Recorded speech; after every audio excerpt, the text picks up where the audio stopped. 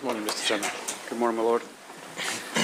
My Lord, this morning we commence with a panel from the Scottish Police Federation, Mr. Brian Jones, Mr. David Hamilton and Mr. Callum Steele.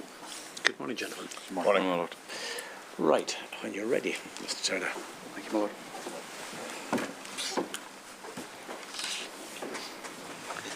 Good morning.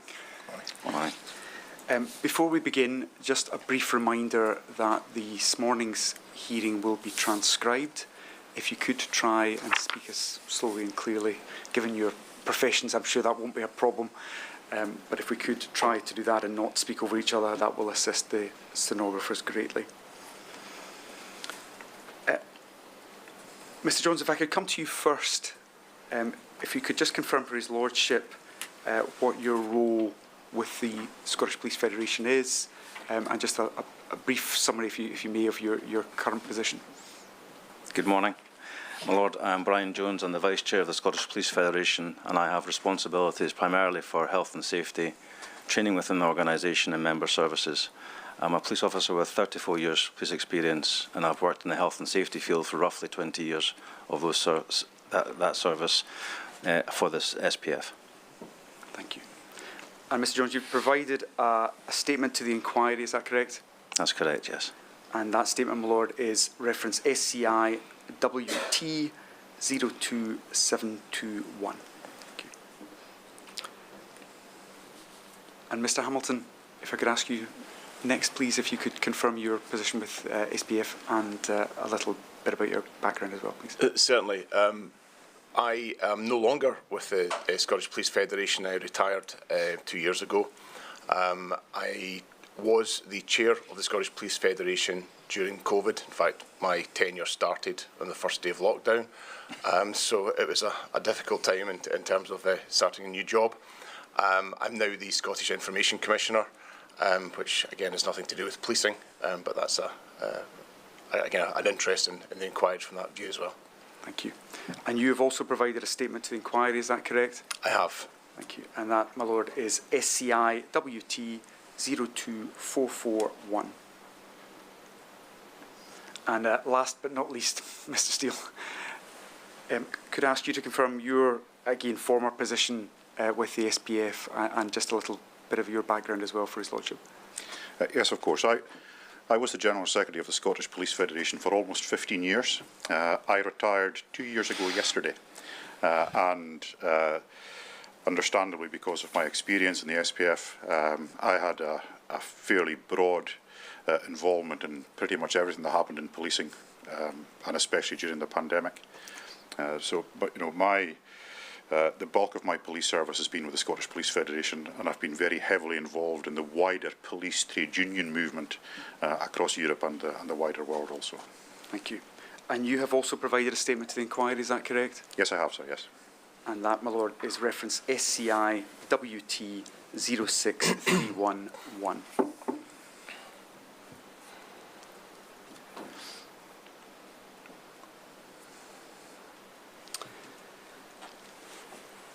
You're here representing the Scottish Police Federation.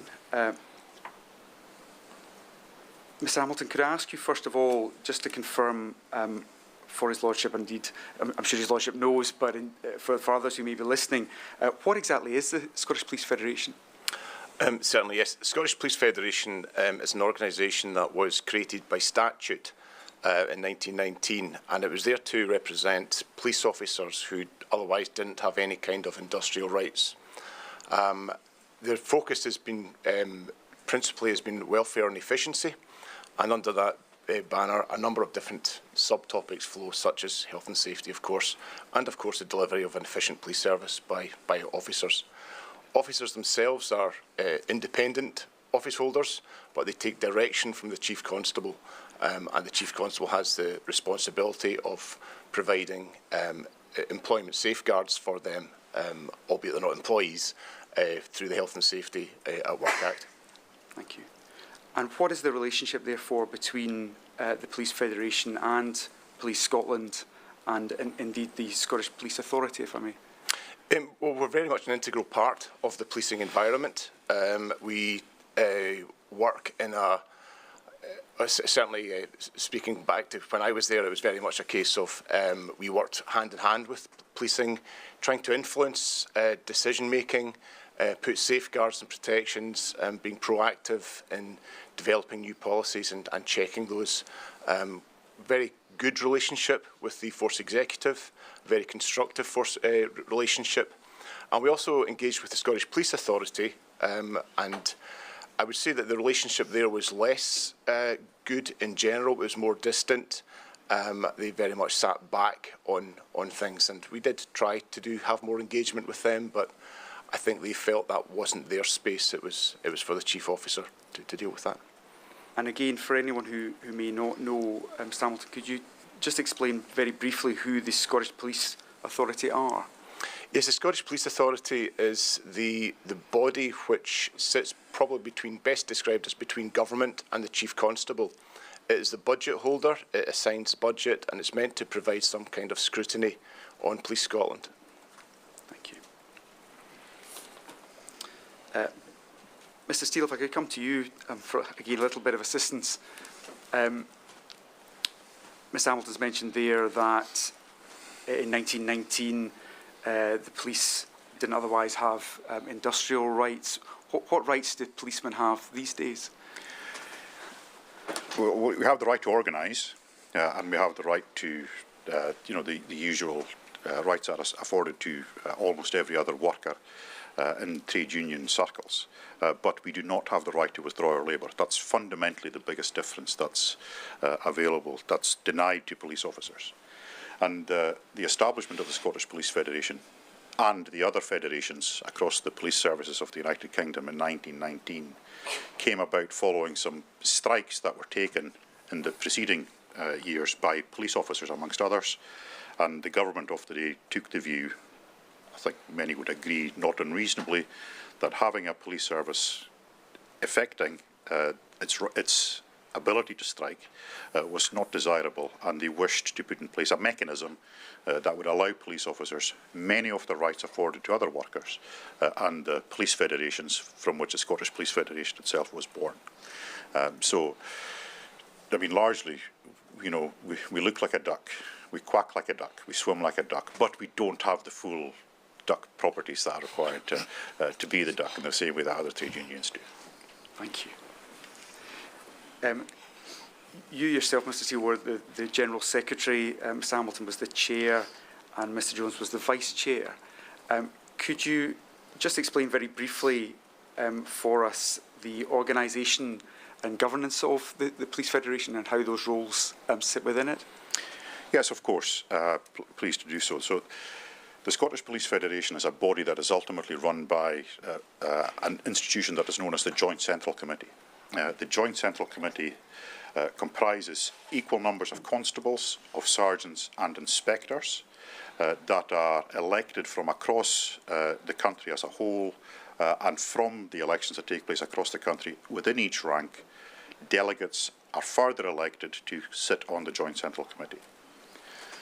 Within the Joint Central Committee, the members of the GCC, if you'll allow my abbreviation there, members of the GCC thereafter elect from within their number a chairman or chairperson, as the world has moved on, a general secretary, a vice chair, and a deputy general secretary. The easiest way of looking at the roles of the chair and the general secretary, for those that come from a business background, is just looking at the relationship that exists between a chair and a CEO of any board. The chair is responsible for strategic direction and oversight, and in a softer term, in relationships and pursuing the image of the organisation. And the CEO or the general secretary is responsible for much of the day-to-day running of the organisation and the institution. Thank you. Within the SPF, thereafter, the roles of deputy general secretary and vice chairman, and for the purpose of today, we'll talk about the vice chairman. They are further distributed along some specific areas of work that are relevant to the organisation, and the vice chair's role has, for many, many years, had primary oversight and responsibility, amongst other things, for health and safety. Thank you. And you used in comparing the General Secretary's role with the Chair's role, Mr Steele used quite a colourful phrase in your statement, I believe, about breaking and fixing.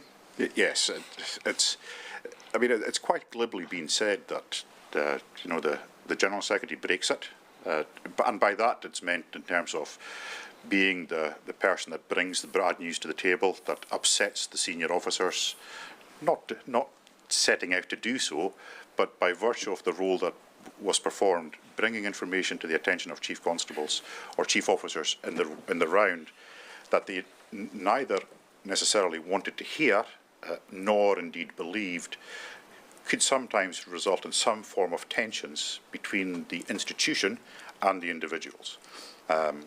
Although on a regular basis, the relationships that existed between the role I performed and the senior executive team was very, very good. But sometimes it was not beyond the realms of possibility that I would upset someone, because despite the fact that you have people working at a very senior level, sometimes they have remarkably thin skin and they take things very personally. And thereafter,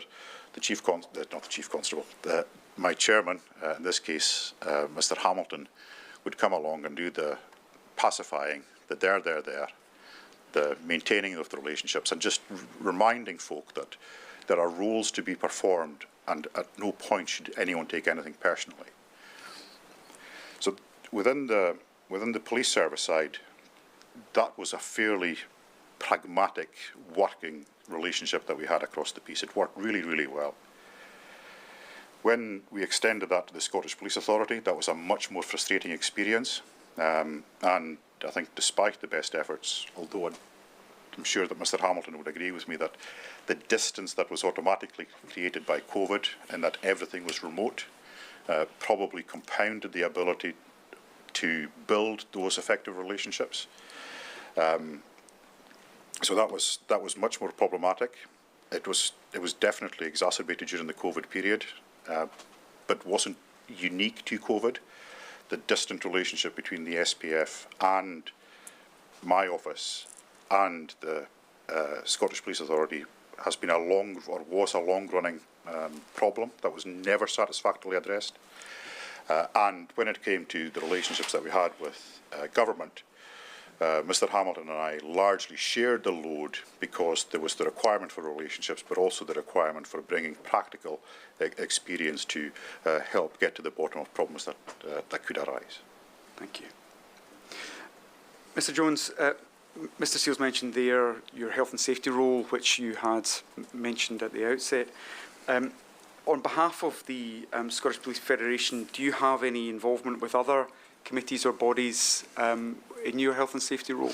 Yes, I obviously liaise closely with Police Scotland and their health and safety advisor, but I also work with other forces around the UK, and we have our own joint UK Health and Safety Strategic Committee, which looks after the health, safety and welfare of roughly 170,000 officers in the UK, and I'm currently chair of that committee.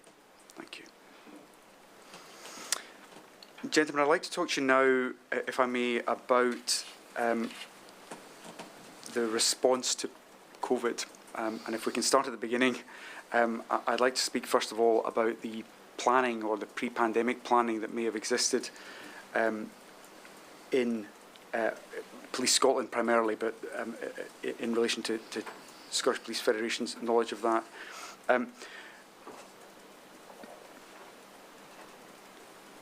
Mr. Hamilton, can you tell us, were there any plans in place for pandemics or national emergencies in Police Scotland? There was, and in a former role within policing, I'd been seconded to emergency planning and had worked a number of quite significant events on emergency planning, as well as business as usual.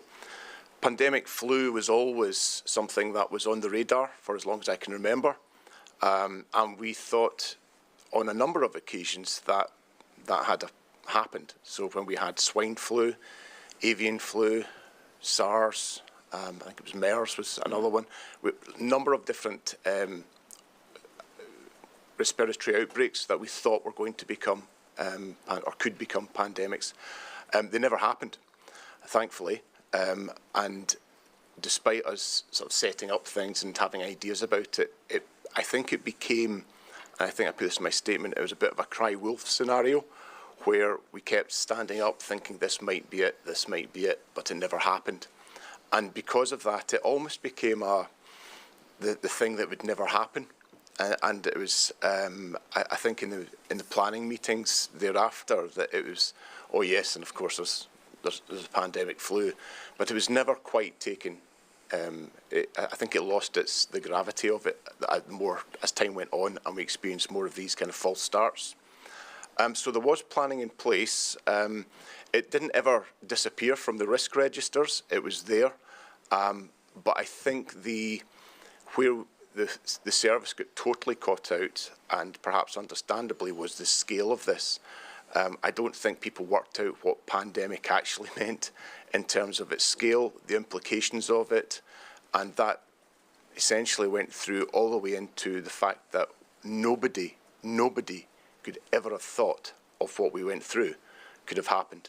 And I think that's the thing that really caught us out, was that the discussions had been in a kind of local area. We can contain this with small numbers and it would be manageable. But the idea that we get to a situation where we had lockdowns and the degree of distress which that the country went through was just not on the radar at all. Thank you. Mr. Steele, Mr. Hamilton's mentioned there, obviously the COVID pandemic was unprecedented in terms of its scale, but even in terms of the planning that was available, do you have any view as to whether that planning was sufficient at the time? The short answer is no, as in I don't think the planning was sufficient. I have a view, obviously. Prior to the creation of the police service, of the police service of Scotland in 2013, as Mr. Hamilton identified, pandemic planning and planning in emergencies across the board were fairly common features of the annual schedule of resilience testing within all of the former forces. Now, to some extent, that level of resilience testing diminished after the Police Service of Scotland was created. The reasons for that I can't explain. I don't know what they were. You know, we can have a guess that there was a belief that enough testing had been done over a long enough period of time that it wasn't required to the same extent. But my experience of an observer in these resilience tests was that there was always a bit of bias, an optimism bias within the police service, that things would work out, that resources would be available, that there would be no interruption to fuel, to people getting to work, to food, whatever the particular issue was. There was always an assumption that when it came to policing, there would be 100% responsibility all of the time, and we would just get on with the challenges thereafter. And of course, the reality is that that just doesn't happen in real life. It's easy enough in an exercise when people prepare for the exercise in advance to be able to pretend and to read that they have resources available and facilities available, which in the real day-to-day life just don't manifest themselves in that way. So, insofar as the resilience testing, the pre-pandemic planning was so overly optimistic in terms of what the police service was going to be able to achieve, I don't think that was ever going to be realised, and as such the planning and the preparation was unrealistic, which meant that the police service was always going to be in the back foot when the rubber hit the road. Thank you. I'd like to move on now to look at the response that actually did start to occur, and look first of all at the strategic approach, if I may, to that. Mr. Jones, could you tell us about how Police Scotland set up its response in terms of liaising with other parties and the like? So initially, when we got information about the pandemic spreading from northern Italy, we started to have meetings on a regular basis with the force, and also we liaised with the National Police Chiefs Council regarding the response of policing and the necessary protective equipment to be required. There was a disconnect at the beginning, different views, which caused a degree of confusion in what we should actually be doing to ensure officers were maintained in a safe working order. And we didn't have the necessary control strategies or safe systems of work. Eventually we got there, but it took the best part of 2 to 3 months, which is in the build-up to when the Prime Minister put the country in lockdown. Thank you.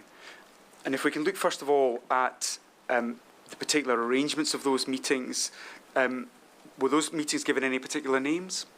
Yes, you had gold, silver and bronze. Obviously gold was for strategic, silver was for tactical and bronze was for operational. And they met on roughly a weekly basis. And did SPF attend all of those meetings? Somebody from the SPF attended all those meetings in the build-up, yes. Thank you. And how long did the meetings continue for? Throughout the duration of the pandemic. The only thing that happened thereafter was the level of strategic responsibility at different meetings when the lockdown was actually introduced in March. So we then had a gold strategy meeting which was chaired by an ACC. The silver meetings were chaired by a chief superintendent who changed on a regular basis, and bronze meetings were chaired normally by a chief inspecting rank. Thank you. Just again, that we may have people who are not familiar with acronyms, ACC? Assistant Chief Constable, sorry. Thank you. And how regularly were these meetings happening? Routinely on a weekly basis. You'd have normally 1 gold meeting per week. You'd have 2 to 3 silver meetings per week, and bronze meetings were meeting on a daily basis because they dealt with logistics and the equipment that we're trying to procure at the time of the pandemic for an operational environment. Thank you. Mr. Hamilton, do you have any view as to whether these meetings were effective? I think they were generally effective in terms of the structures they tended to. They did what they needed to do. I would say, though, that at times there were frustrations where decisions were taken out with those structures. And I think the thing which gave us some cause for concern was the fact that there didn't appear to be a record kept of it. There wasn't minutes for these meetings. It was, we were told there was some actions getting recorded on a system called Clio, but we never saw those outputs. We never saw any Clio paper, so we never knew. So very quickly we realised that we would have to keep our own records if the force wasn't going to do that. And I think, to be honest, that's certainly from my own position now is something which I reflect back on and think that that there's potential that we've missed a lot of learning because we don't have proper documented records of decision making and discussions, particularly that would colour why some of the things that happened. Thank you. You said there that some of the decisions were being taken out with those meetings. Does that mean that you wouldn't even have had sight of the decision-making process for those decisions? It was certainly a view of a number of people who we spoke to within the meeting structures as they existed, that sometimes it was, well, there's no point in this because the Deputy Chief Constables have made a decision. Again, the veracity of that, we would never know because we weren't there, but that was certainly a view that at times there was a frustration that the meeting structure was getting bypassed.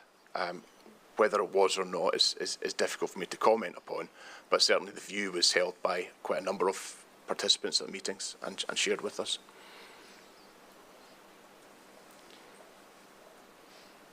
Mr. Jones, when you were attending these meetings, was that in your capacity as Health and Safety?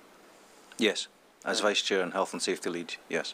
And was that a major issue that was being discussed at these meetings? The biggest concern was a lack of understanding of how critical the situation could be. We'd received information in a briefing from the National Police Chiefs Council, the CBRN unit at Ryton early in the pandemic. I think it was January 2020, about the necessary PPE they would require. However, that wasn't taken seriously by senior ranking officers in Police Scotland, and they ignored the advice of their own health and safety advisor, as well as the concerns raised by ourselves and the Scottish Police Federation. Eventually we got traction because we went and spoke directly with the Deputy Chief Constable at the time, Fiona Taylor, and she agreed with our concerns and actually introduced a competent risk assessment, which ensured that our members received the necessary PPE. Thank you. Mr. Steele, did the Scottish Police Federation do anything in particular to try and assist Police Scotland in these meetings in terms of their understanding of this situation? On an almost daily basis.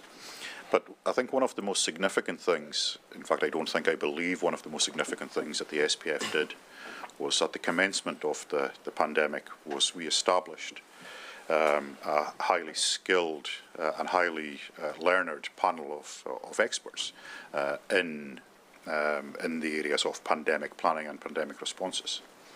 And that was very important from our members' perspective, the police officers that we represented, to show that whilst we were part of the police service and we understood that the police service would take degrees of responsibility for their health and safety, we couldn't afford to make the assumption that the police service would necessarily take care of all of the obligations that it would have. So we very quickly established a panel of experts with the assistance of one of the SPF's lawyers. And that panel of experts was very helpful and very informative, not just from the point of view of what we could expect as the pandemic developed, but also some of the considerations that we should have as an organisation for some of the mitigations that could be put in place in a workplace environment to A, protect our members, B, minimise the risk of transmission in a wider sense, and by default, C, maintain a more effective police service than might otherwise be the case as a consequence of losing people through for availability to work through illness and absence. Thank you. Are you able to tell us who was on your panel? Yeah, certainly. We had Professor Sir Harry Burns, who I'm sure his name is well known to the inquiry.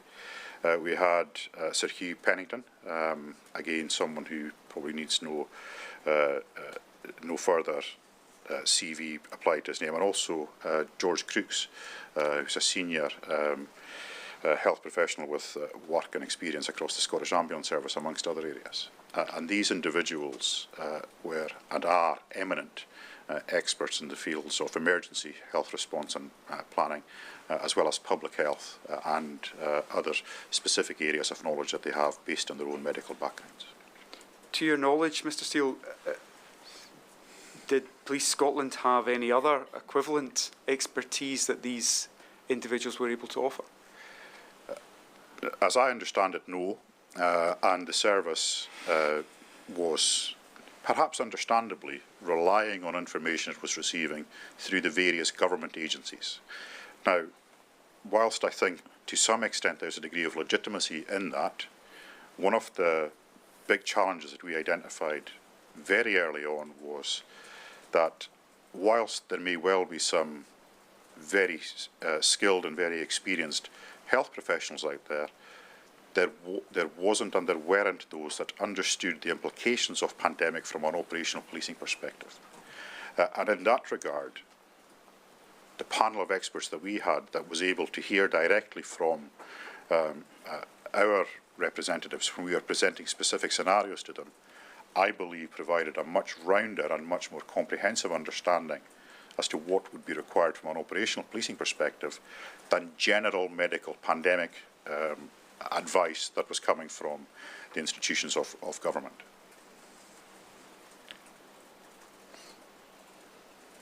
When you presented the information which the expert panel had provided to Scottish Police Federation, who did you provide that to? I would almost certainly have written to the Chief Constable with the information that the panel of experts provided. But I think it's probably worth identifying also that when we established a panel of experts, largely because of who they were, that became a very newsworthy item in its own right very, very quickly. And there was lots of interest from the usual media outlets, as you would expect, but there was also interest and I think, if I'm being honest, suspicion from government as to why we had established this. Were we looking to undermine government messaging, and indeed that sentiment was understood in a conversation that I had with the then Cabinet Secretary for Justice, when I had to reassure him that we were not looking to undermine in any way, shape or form the government's response to COVID. We were simply trying to make sure that our members were in the best possible position to be informed, and that we were informed as to how best to advocate on their behalf. So there was a degree of suspicion, perhaps, that we had taken this step. I don't think any other trade union had undertaken something similar. And within the service itself, and I can't recall who, but it was either a Deputy Chief Constable or indeed the Chief Constable, was questioning the bona fides, particularly of Sir Hugh Pennington, because I think they believed that he had no pandemic experience and his area of expertise was not particularly relevant to the scenarios that we were facing at that moment in time. We'll come on to talk about some of the specific advice that the experts provided to the Scottish Police Federation, but just in general terms, what do you feel the Police Scotland and indeed the Scottish Government did with that expert advice? I think if I was being polite, I would say that they ignored it, largely because it gave answers to questions that they did not want to ask and that they did not want to hear the answers to. And that was largely in respect of the requirements or the way in which you mitigate against the risks of the transmission of disease, which was, I mean, we know that, you know, we live in the real world. We can be as idealistic as we wish, and we know that there was a demand and a pressure that was placed upon the supply of PPE across the board. We know that that's the case. But it is our job to make sure that we push the Chief Constable and the Scottish Police Authority to supply the best that they possibly can for police officers. It is my belief, even to this day, that whilst the police service gave an effective policing response to the public during COVID, it fundamentally failed the police officers it has a responsibility to look after from a health and safety perspective, and willingly did so because they ignored the problems that were put before them from that panel of experts, principally in respect of the risk of transmission of disease from the likes of breath tests, from not having sufficient PPE. There was a really telling line that was provided by one of our experts. I hesitate to say which one, but I'm as confident as I can be that it was Sir Harry Burns, who, when talking about the surgical mask, said the reason a surgeon wears a mask is so he does not infect the patient, not so the patient does not infect the surgeon. So immediately, when we saw there was a very strong drive towards issuing of paper masks to police officers and terming that PPE, even though it did not hit the definition of PPE, was something that we were very, very anxious about, because it wasn't about protecting the officer, it was about protecting others, which in its own right is a legitimate approach to take, but our responsibility is to the safety of our members, and that wasn't being looked at. Thank you. As I say, we'll come on to some more detail about that in a moment. Before we do, I'd just like to pick up the point you mentioned there, Mr. Steele, regarding contact with Hamza Yousaf, I think it would be at the time, the Justice Secretary. Mr. Hamilton, did you have any dealings with Mr. Yousaf at the time, or indeed any other parts of government? Yes, regularly through the pandemic, and also occasionally with government officials in different matters. Often it was just a catch up with the Cabinet Secretary. Sometimes it was specific issues, and also with officials. It could be usually the last minute call from them saying we're about to change the regulations again, which again was a frustration, which I suspect we may come on to as well.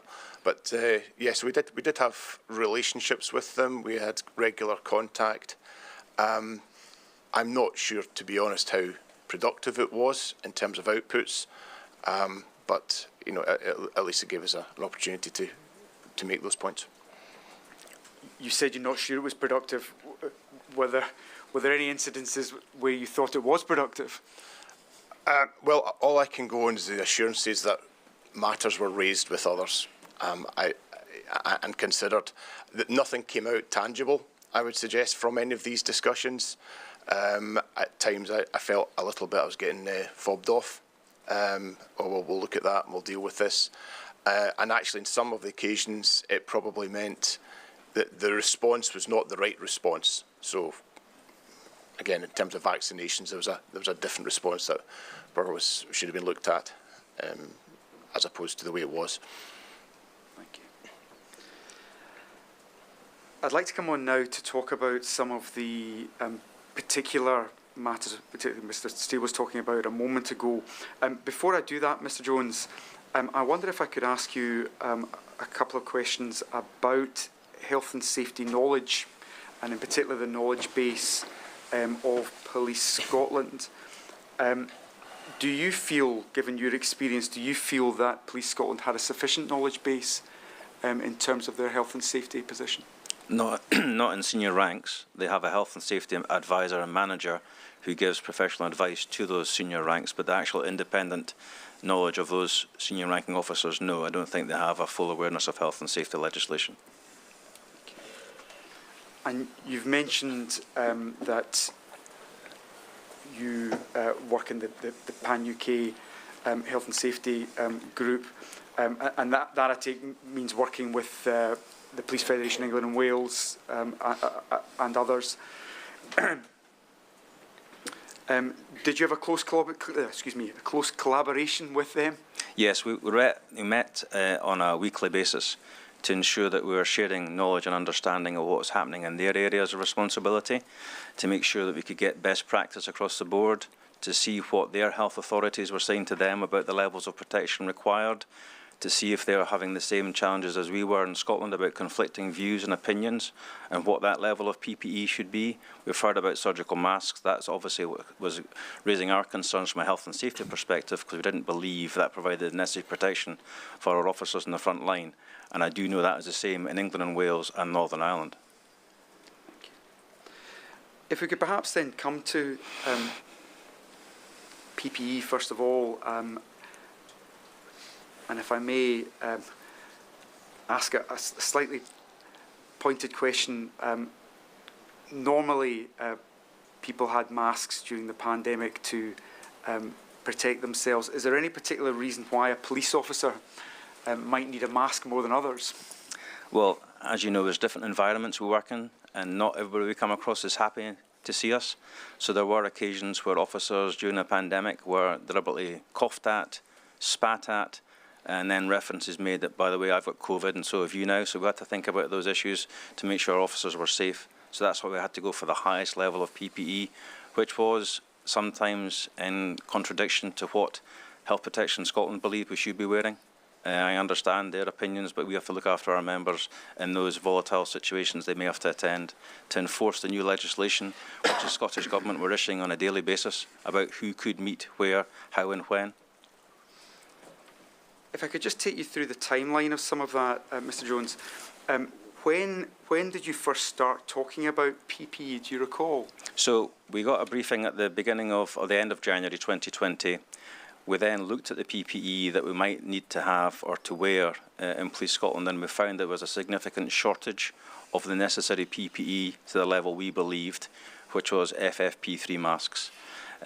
We had a significant amount of surgical masks. We didn't have that additional layer of protection, and also when we looked at things as simple as reusable goggles, we found the force had a very small number of that kit in their store. So then we had to go around thinking about, well, where on earth are we going to procure these items from, bearing in mind everybody around the world is looking for the same type of equipment. So, if I may, you had a meeting in January 2020, you came to the conclusion that FFP3 was the way ahead. Did anyone challenge that? Initially, when we brought those concerns back with the briefing paper we received from the CBRN writing unit, initially Police Scotland said, no, we've got advice from Public Health England and Health Protection Scotland that all that's required just now is a surgical masks, gloves and goggles. We said, well, that's not what we received in the briefing document, which I think I've shared with the inquiry from the meeting on the 30th of January down south at the MPCC. who highlighted the minimum level of protection was an FFP3 mask, in line with the World Health Organization and other documents printed by the Health and Safety Executive and, in fact, Health Protection Scotland themselves back in 2017. Thank you. And you raised a moment ago that you raised that with DCC designate Fiona Taylor, is that correct? That's correct. And what was the outcome of that? She agreed with our concerns and agreed to sign off a risk assessment. And the day I remember was Valentine's Day. It was the 14th of February. I can't forget that date. And then I have to put the necessary control measures in place to ensure officers would receive FFP3 masks if they believe they're going to attend an incident where COVID was present. So that risk assessment being signed off, is that what in fact happened? Initially, no, because the DCC then had a period of leave. So the necessary attention to detail was lost for a couple of weeks, I'd say, but by the beginning of March, the realisation was in place that we needed to get this PPE. The problem was, however, there was a significant lack of PPE around the world, and we do know that some European states were refusing any form of PPE leaving their borders, which caused greater concerns for ourselves to identify suitable control measures for our members.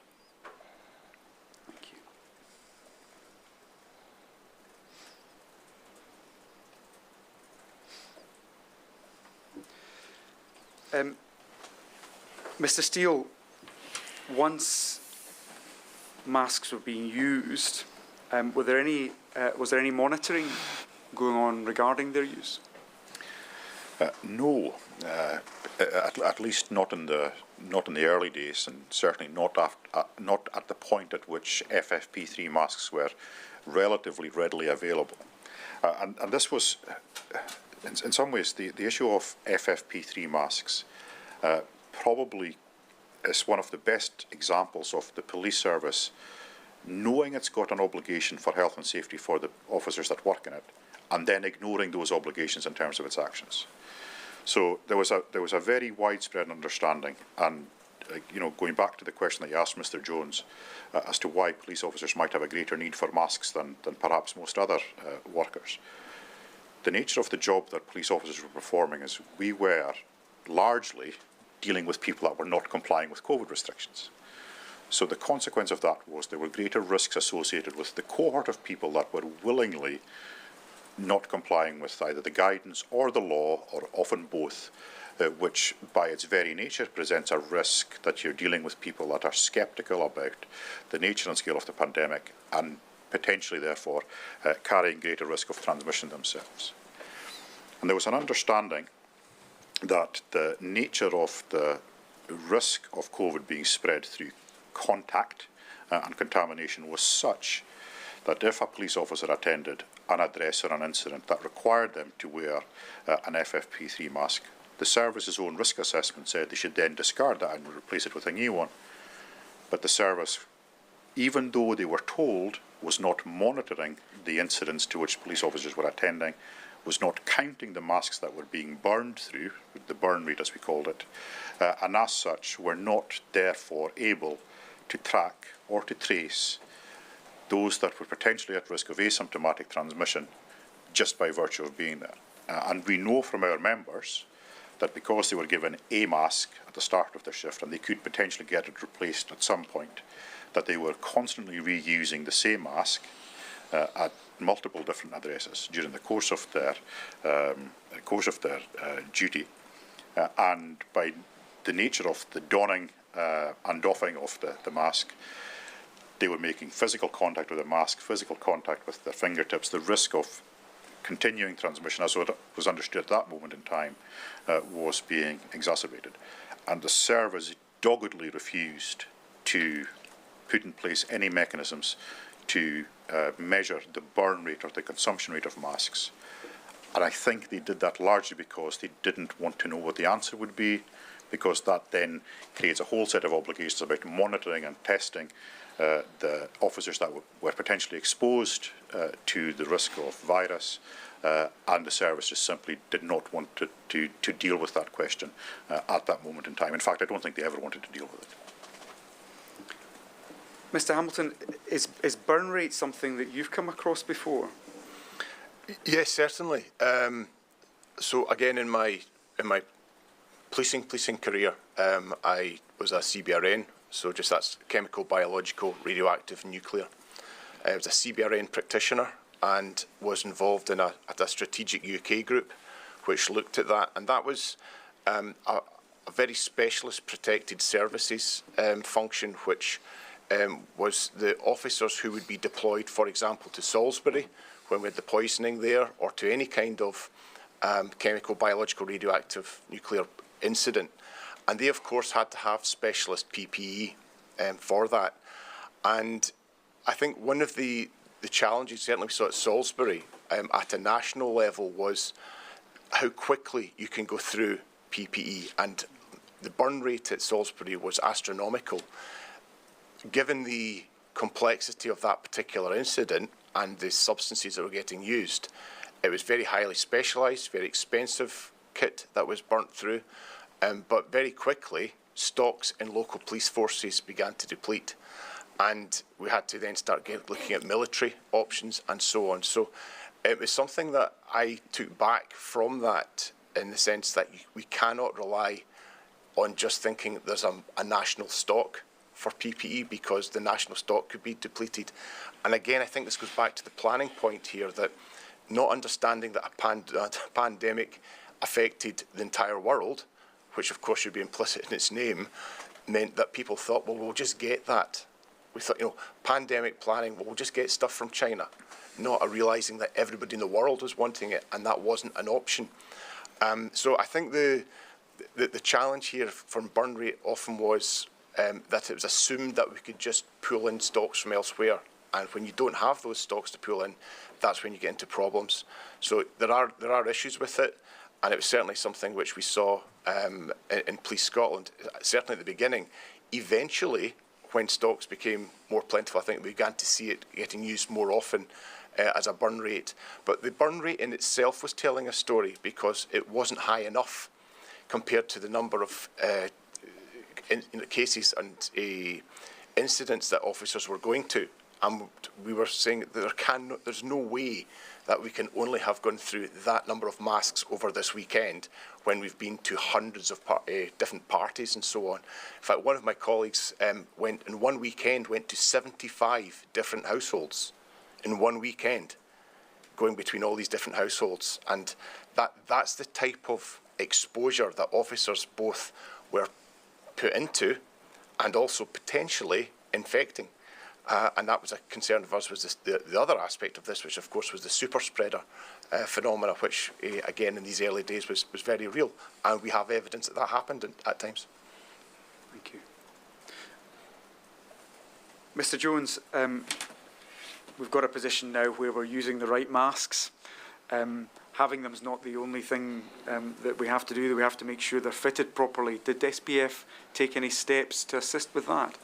We worked with the force to make sure we had the necessary equipment to ensure that the masks were fitted correctly.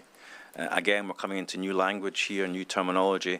The name of the device escapes me just now, but we had to get devices where we could actually test that the masks were actually fitting correctly.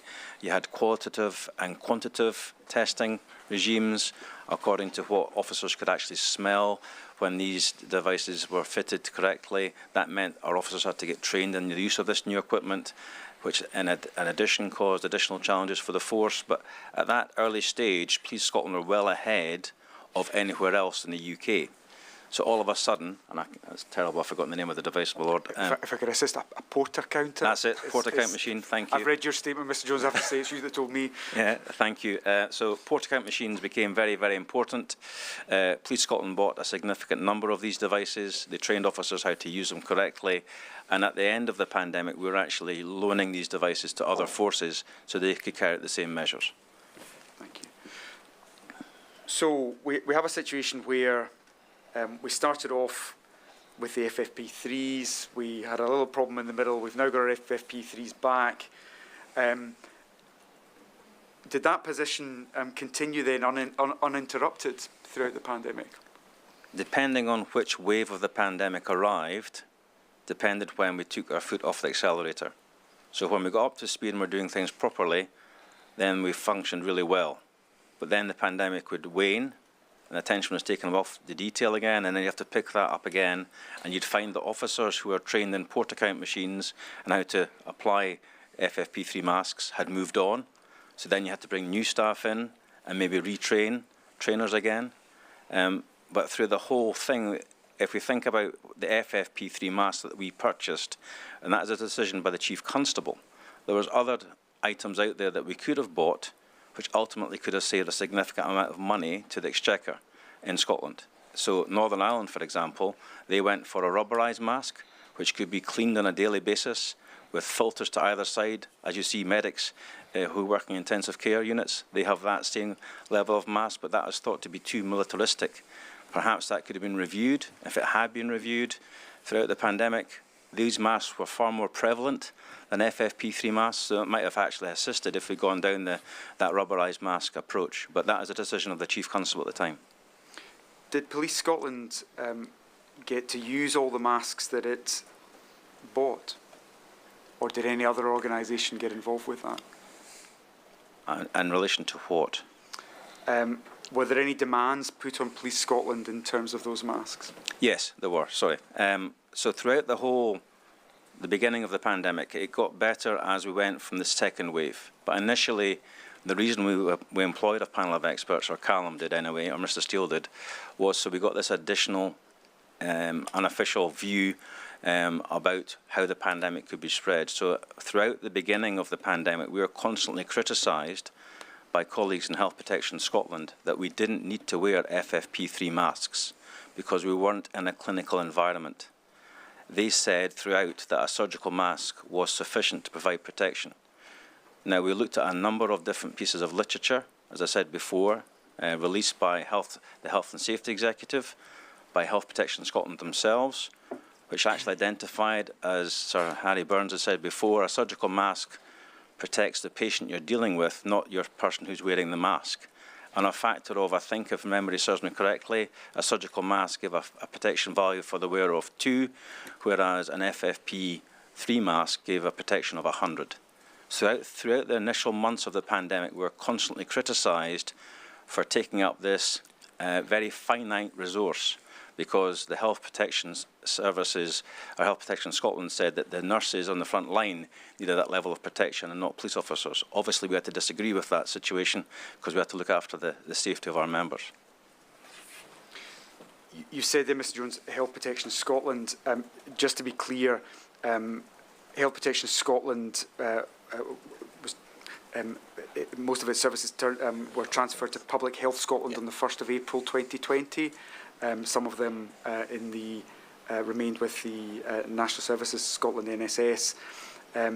When you say Health Protection Scotland, you mean Health Protection Scotland or its successors, just to be clear, is that correct? Well, I just dealt solely with Health Protection Scotland. I wasn't aware of the name change. Because obviously south of the border, our colleagues were working with Public Health England, who are also giving advice and guidance from a UK perspective, which Health Protection Scotland were agreeing with.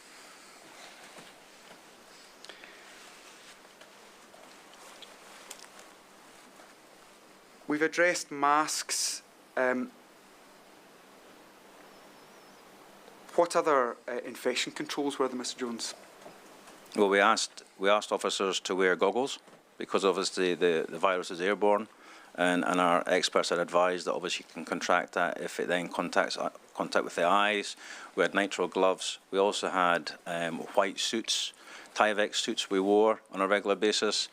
But even with that approach, we were being criticised because we were causing alarm to medics when we arrived with individuals within the health accident emergency, because we had a far greater level of protection in the police and some of the NHS employees were wearing. But conversely, Scottish Ambulance Service were also wearing the same level of PPE that we were wearing on a day-to-day basis, but they weren't criticised, but we were.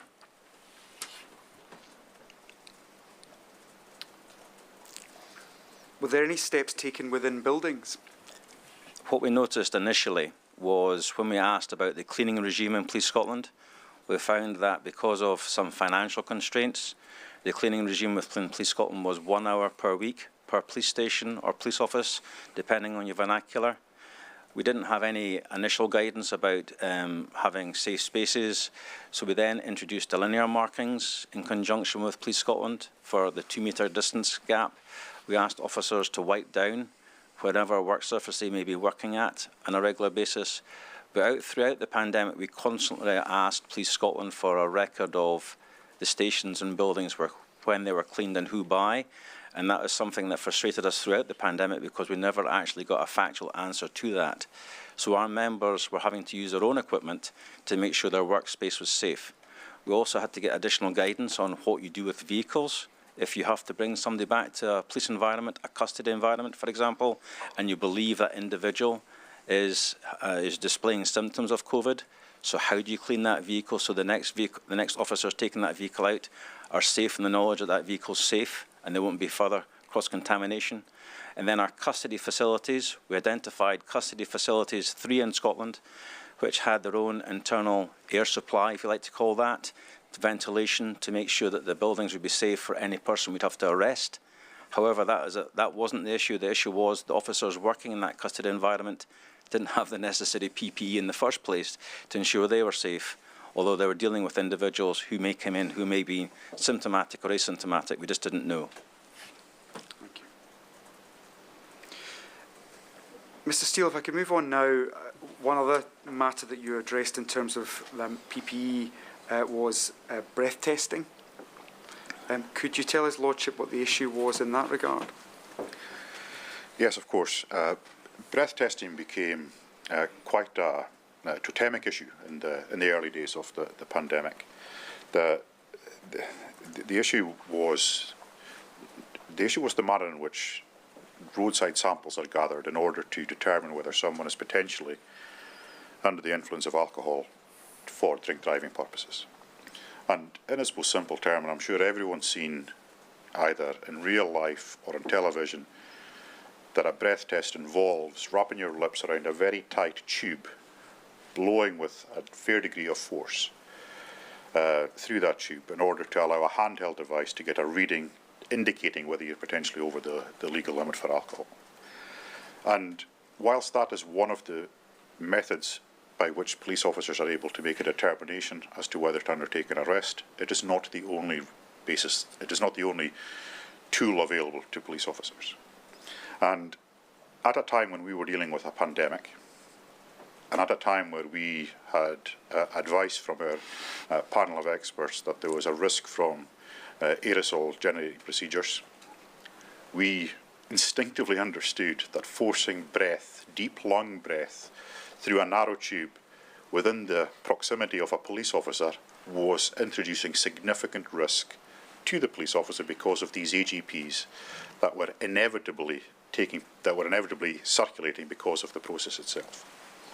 And quite simply, we suggested to the police service that they should undertake a different approach, which is the approach of making an assessment as to whether someone is under the influence of drink or drugs, which doesn't require a roadside breath test, and thereafter take them back to the police station for further analysis.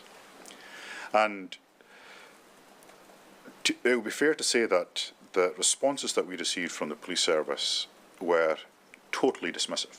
And I think there was a degree of malevolence on the part of the service in this regard, because we were presenting what I think is understood to be a common sense risk present through a process that doesn't need to be undertaken. And the service effectively outsourced its responsibilities for health and safety to the government agencies, which came back and they actually said that there was no evidence to support the presence of AGPs in breath testing. And in reality, what they were talking about was there had been no studies to identify whether there was any evidence, and the service thereafter took an absence of evidence as evidence of absence of risk. And not only did they take that evidence of absence as absence of evidence, they thereafter presented that absence of evidence to the Scottish Police Authority. And whilst I can't say for certainty, I also believe they misrepresented the position to the Health and Safety Executive, who were asked to look at this issue also. So on that particular issue, I think there was institutional dishonesty about the risks that were associated with breath test procedures. And it really soured the relationships. If we go back to, I break it and the chairman fixes it, that was one of those examples. But ultimately, we work and operate within a disciplined police service. We recognise that the chief constable has the right to make operational decisions, but we also expect that when those operational decisions potentially pose a risk to our members, that the oversight body, in this case the Scottish Police Authority, at least asks a question of those that are raising the concerns. But they never did. They simply took the chief constable at his word that the government agency said there was no risk. Mr Hamilton, in these regards, did you have any engagement with the Scottish Police Authority, the Health and Safety Executive or others? I did, yes, but there are some things even a chairman can't fix. And that was the scenario with certainly the force, I was in absolute agreement. I mean, it totally did not make sense what the force was doing. And there was a stubbornness which I just consider at best reckless in terms of how they approached that. In the light of there being other options, minimising risk should have been there. But that wasn't done. I raised that issue with the Scottish Police Authority, with the chair, who was the acting chair, who was the vice chair at the time, and it was noted, but there was not a. I think the Scottish Police Authority struggled to have any kind of idea of what it was meant to be doing during the pandemic, to be honest, but we didn't get anything there. And I also raised it with the Cabinet Secretary for Justice, explaining that there was a serious breakdown in relationship, that it was a matter of very grave concern to us. And again, I think perhaps correctly he said it was an operational decision, but he would relate the concerns onto the force executive. So whilst it wasn't in his gift to change that, I think that's an appropriate response. Ultimately, it didn't change things, and that was probably one of the lowest points in many ways for us within the pandemic response, because it showed the force in a quite ugly way, in terms of how it dealt with its officers and how it looked after them. And the rationale for this was that breath tests were up, and the incidents of drink driving were up and on the increase. And like many things, we always accepted that we had a job to do, and we still had to deal with that, but we could minimise the risks in different ways. And that was the thing that we felt could not understand as to why the force did not at least try to minimise those risks. It was almost like a position statement which was being taken, and I think that caused significant damage to the relationships which we had. Thank you. We've spoken there about communications from the Scottish Police Federation to government.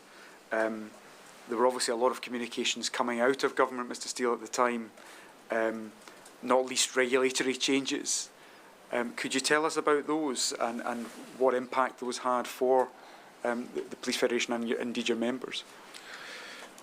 I think it would be fair to say it was challenging. And the challenges were perhaps most acute in the early days of the regulations were changing every 3 weeks. And despite the fact that the police service itself and the Scottish Police Federation, by virtue of the body that it was, has a fairly pragmatic approach to understanding the application of legislation when it's being designed. In the very, very early days, in fact for many, many weeks into months of these regulatory changes, the first time we had knowledge of the change was when it was announced. And we found that unnecessarily frustrating. I know that the police service found it equally frustrating, even though I have a high degree of confidence there were degrees of engagement with the service. By the time the announcement was made and the legislation was changed, that provided a really, really narrow window for the police service to update its training and its briefing records, whatever they may be. And because of the practical experience that we had, we would very quickly identify that many of the regulatory changes that were being proposed were completely unworkable. And one of the things that Mr Hamilton and I think, were particularly effective at was We positioned the Scottish Police Federation over a long number of years to becoming a voice of authority and reason and trust and confidence on policing matters in the round. Not just issues that were directly impacting our members, although that was always at the core of our business. And the police service itself was, and I probably to some extent continues to be, fairly poor at its corporate messaging to the wider world, to the public, about the impact of things that can take place. They can be very formulaic. They can be very lots of corporate buzzwords, and the message gets lost in fluff. So the media would often come to the Scottish Police Federation before they would go to the police service, because either the service would frustrate them and give them no response, or by the time it got round to making a decision, the story had moved on. And there was a real risk of tension between government messaging and legislation, and thereafter the practical understandings of the Scottish Police Federation. And we were keen to avoid getting into a situation where it looked as though we were trying to undermine government or undermine the approach to pandemic planning. So we pleaded, Mr Hamilton and I particularly, for civil servants, whilst we're not saying that they had to run the legislation past us, and we appreciated that the environment was very fast moving, the medical advice was changing probably hour to hour, never mind day to day, and the scale of the governmental response was going to be based upon that. Even against that background, if there were proposals that were being looked at, we could give out an informed view as to whether they were A, practically enforceable, or B, desirable. And we pushed and pushed and pushed to have those discussions with the civil service team that was looking at these changes. And latterly, whilst we had much more structured involvement with that team on an ongoing basis, we still never got to the situation where we did have the ability to influence the legislation before it was changed. And I know that there were a couple of examples in particular that probably ring immediate bells in my recollection, and one was in respect of the limits that were placed on house parties when no power of entry was afforded to police officers. And I know Mr Hamilton asked the question, how on earth are police officers meant to know that it was, I think it was 15 people? How are they meant to know how many people are in the dwelling? And the answer he was given was, look in the window. And he said, that's fine. He says, what if it's a first floor flat? So those kind of practical omissions from the understanding as to how things could work were significantly problematic. And it was our members that had to manage the relationships with the public. Yes, you've got public messaging, but the interface, the day-to-day interface, was taking place between a police officer and a member of the public. And our responsibility, and I make no apologies for this, was always to make sure that our member was in the best position possible to protect their reputation, do what they can to enhance the reputation of the service, but the legislation often worked against that, meaning that the potential for conflict was quite strong.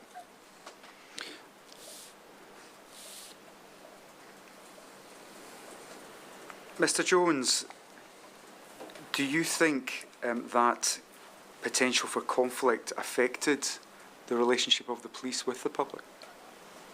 As you know, we police by consent. And there's a concern that went through the pandemic, and we're following regulatory changes on a regular basis, that we come into conflict more often with those who aren't adhering to the regulations.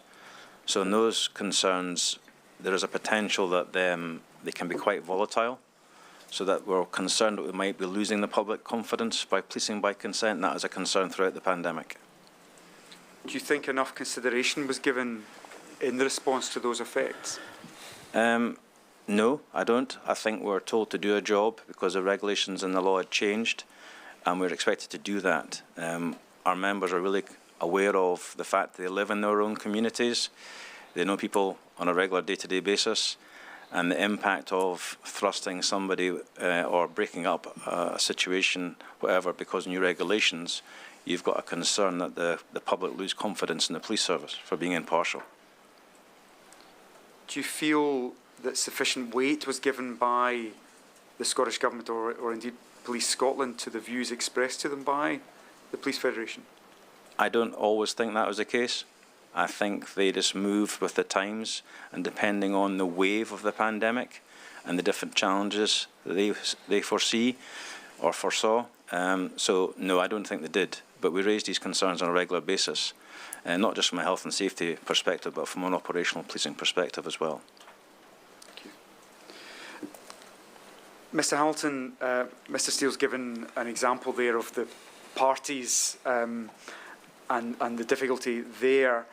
You mentioned in your statement another gathering in less happy times, perhaps, in terms of funerals. Could you tell His Lordship what the issues there were? Yeah, I think the difficulty that police officers had was, I think we were the only people who were actually legislated to go into these environments. So we had to do these things. And when more and more regulations came through about how to police gatherings of any kind, it was the police that had to deal with it.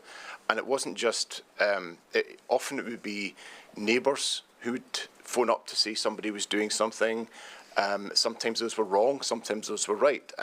But it always put people in a difficult position. But funerals were probably the worst of all scenarios, because it was a traumatic time for everyone, in normal situations. But when you're there and having quite draconian restrictions, understandable as they were quite draconian and changed things. And police officers were often called to those types of incidents to deal with it, and that really put them in a difficult position with the public.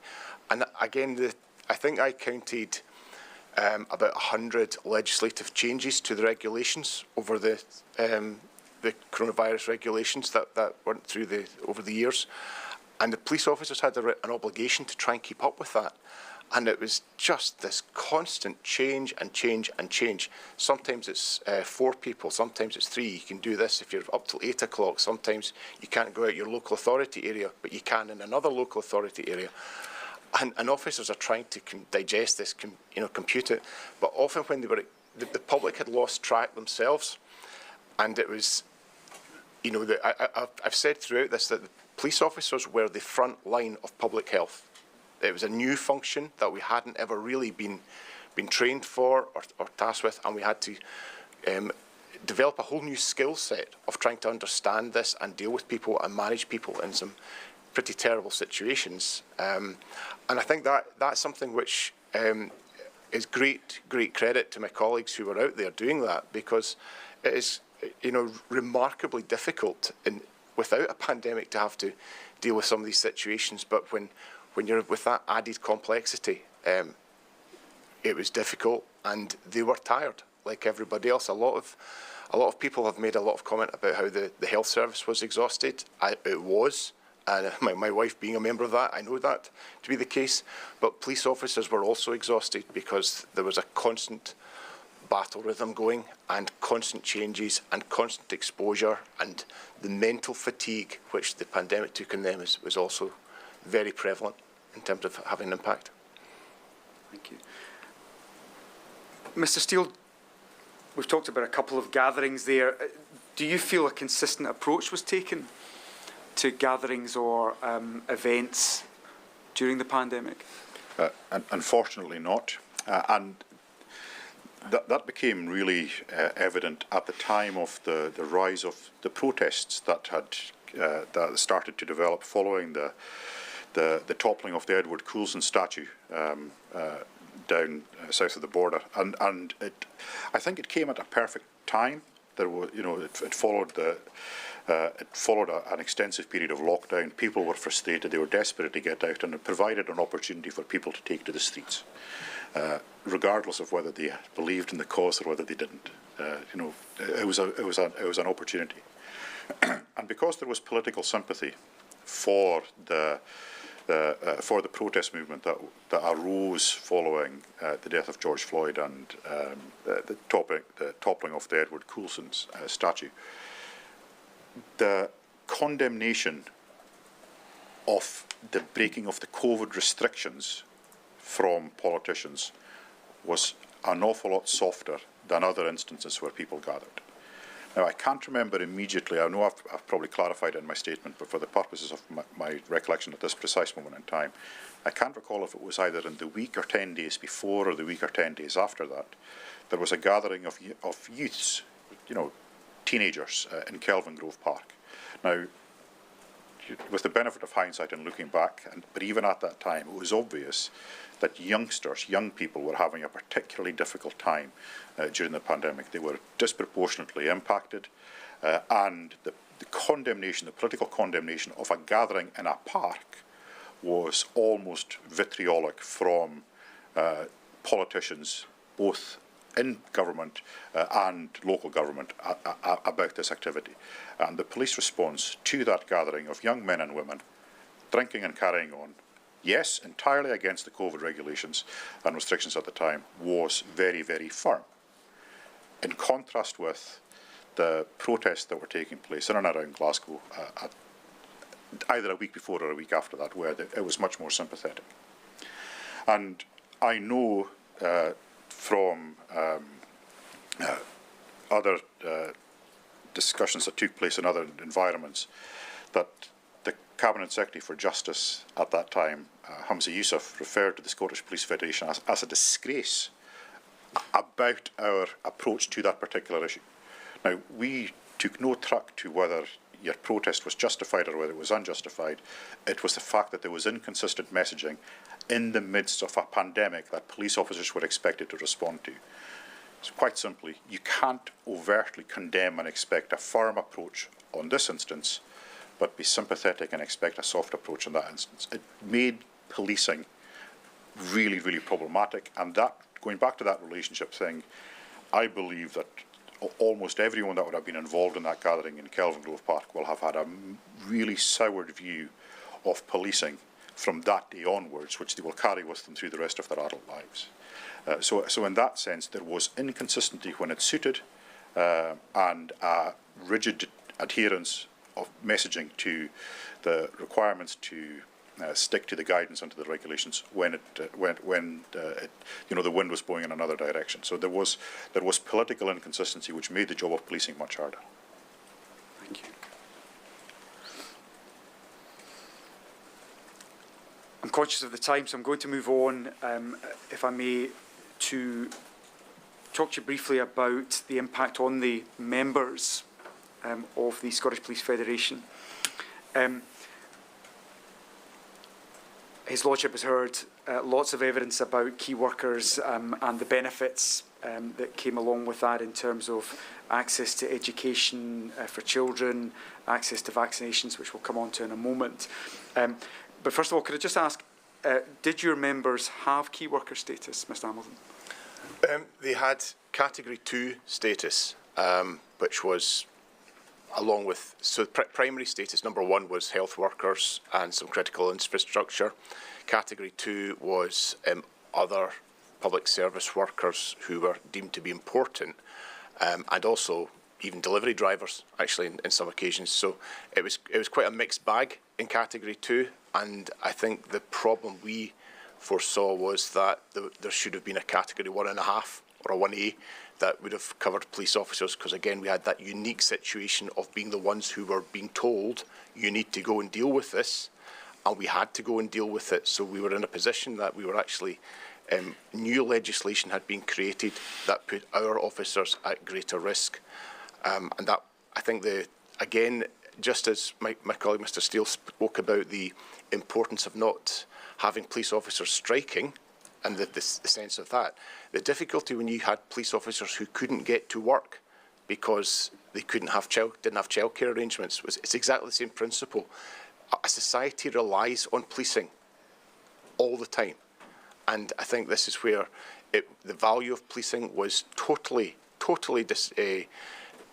discounted by the Scottish Government. I think their approach throughout the pandemic was very dismissive, and it's just the police, and they didn't value officers, and that's something which was, as a thread, ran through from the very beginning to the very end in terms of how they were treated.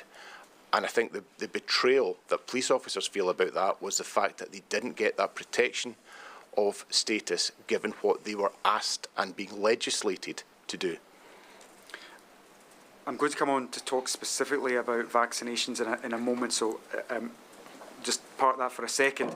But in terms of the other key worker benefits, did the Scottish Government ever resolve the issues with those in terms of education or the like? No, because it was only for Category 1 issues, essentially they set the status there. They gave it to local authorities to deal with in terms of providing education centres. The local authorities had a totally disparate approach. Some were very good, some were not. And it was, frankly, chaos at the beginning, and people just didn't know whether they'd be able to go to work. Because, again, the demographics of police officers mean that often they're in relationships with other police officers or other key workers. So we found that more than half of the parents were actually had another key worker in the family. And that caused real problems as to how do people go to work and do their job. Eventually, and I think the Deputy Chief Constable, Will Kerr, was a very good ally on this, and he managed to bang some heads together with the local authorities, who again were very good through COSLA, and we managed to resolve it. But it was done a national problem that had to be resolved at a local level, literally by divisional commanders pleading with chief executives to allow their staff to get to work.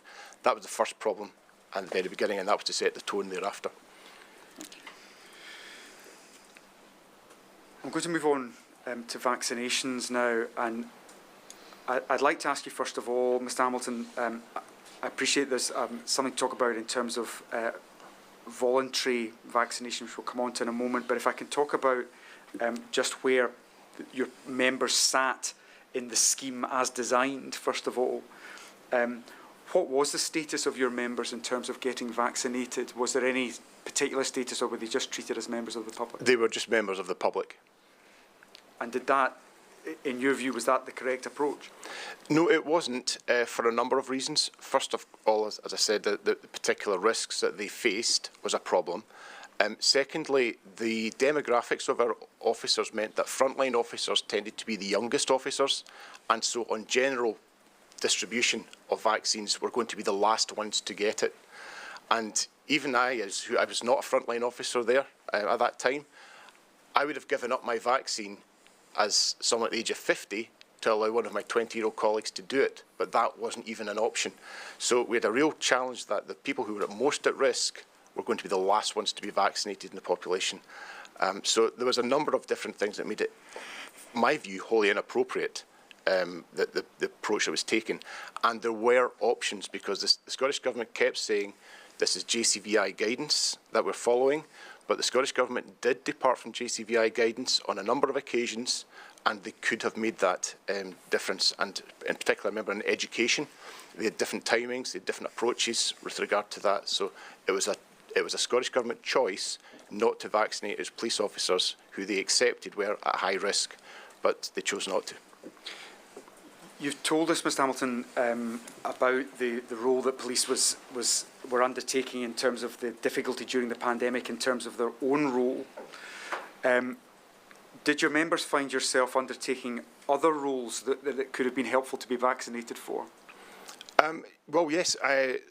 One of the bizarre things was that the vaccination programme was inconsistent, so that what we had some occasions where social workers who were looking after, who had a child protection visit to do, were asking police officers to do that. Now that in its sense is understandable, because they're being protected and we've got a role there.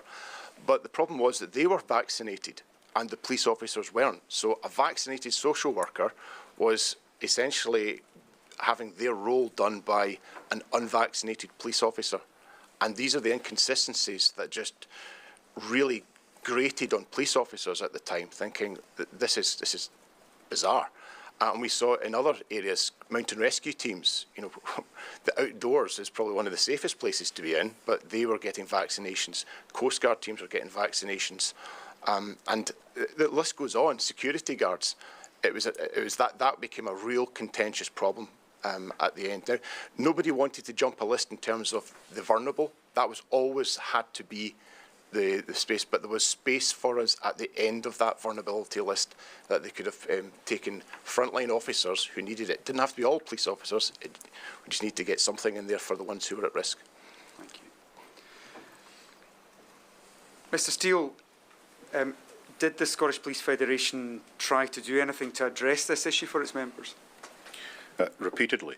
I think it's probably helpful to explain that my wife is a senior pharmacy professional and was heavily involved in the design of the distribution of the vaccine programme in our health board.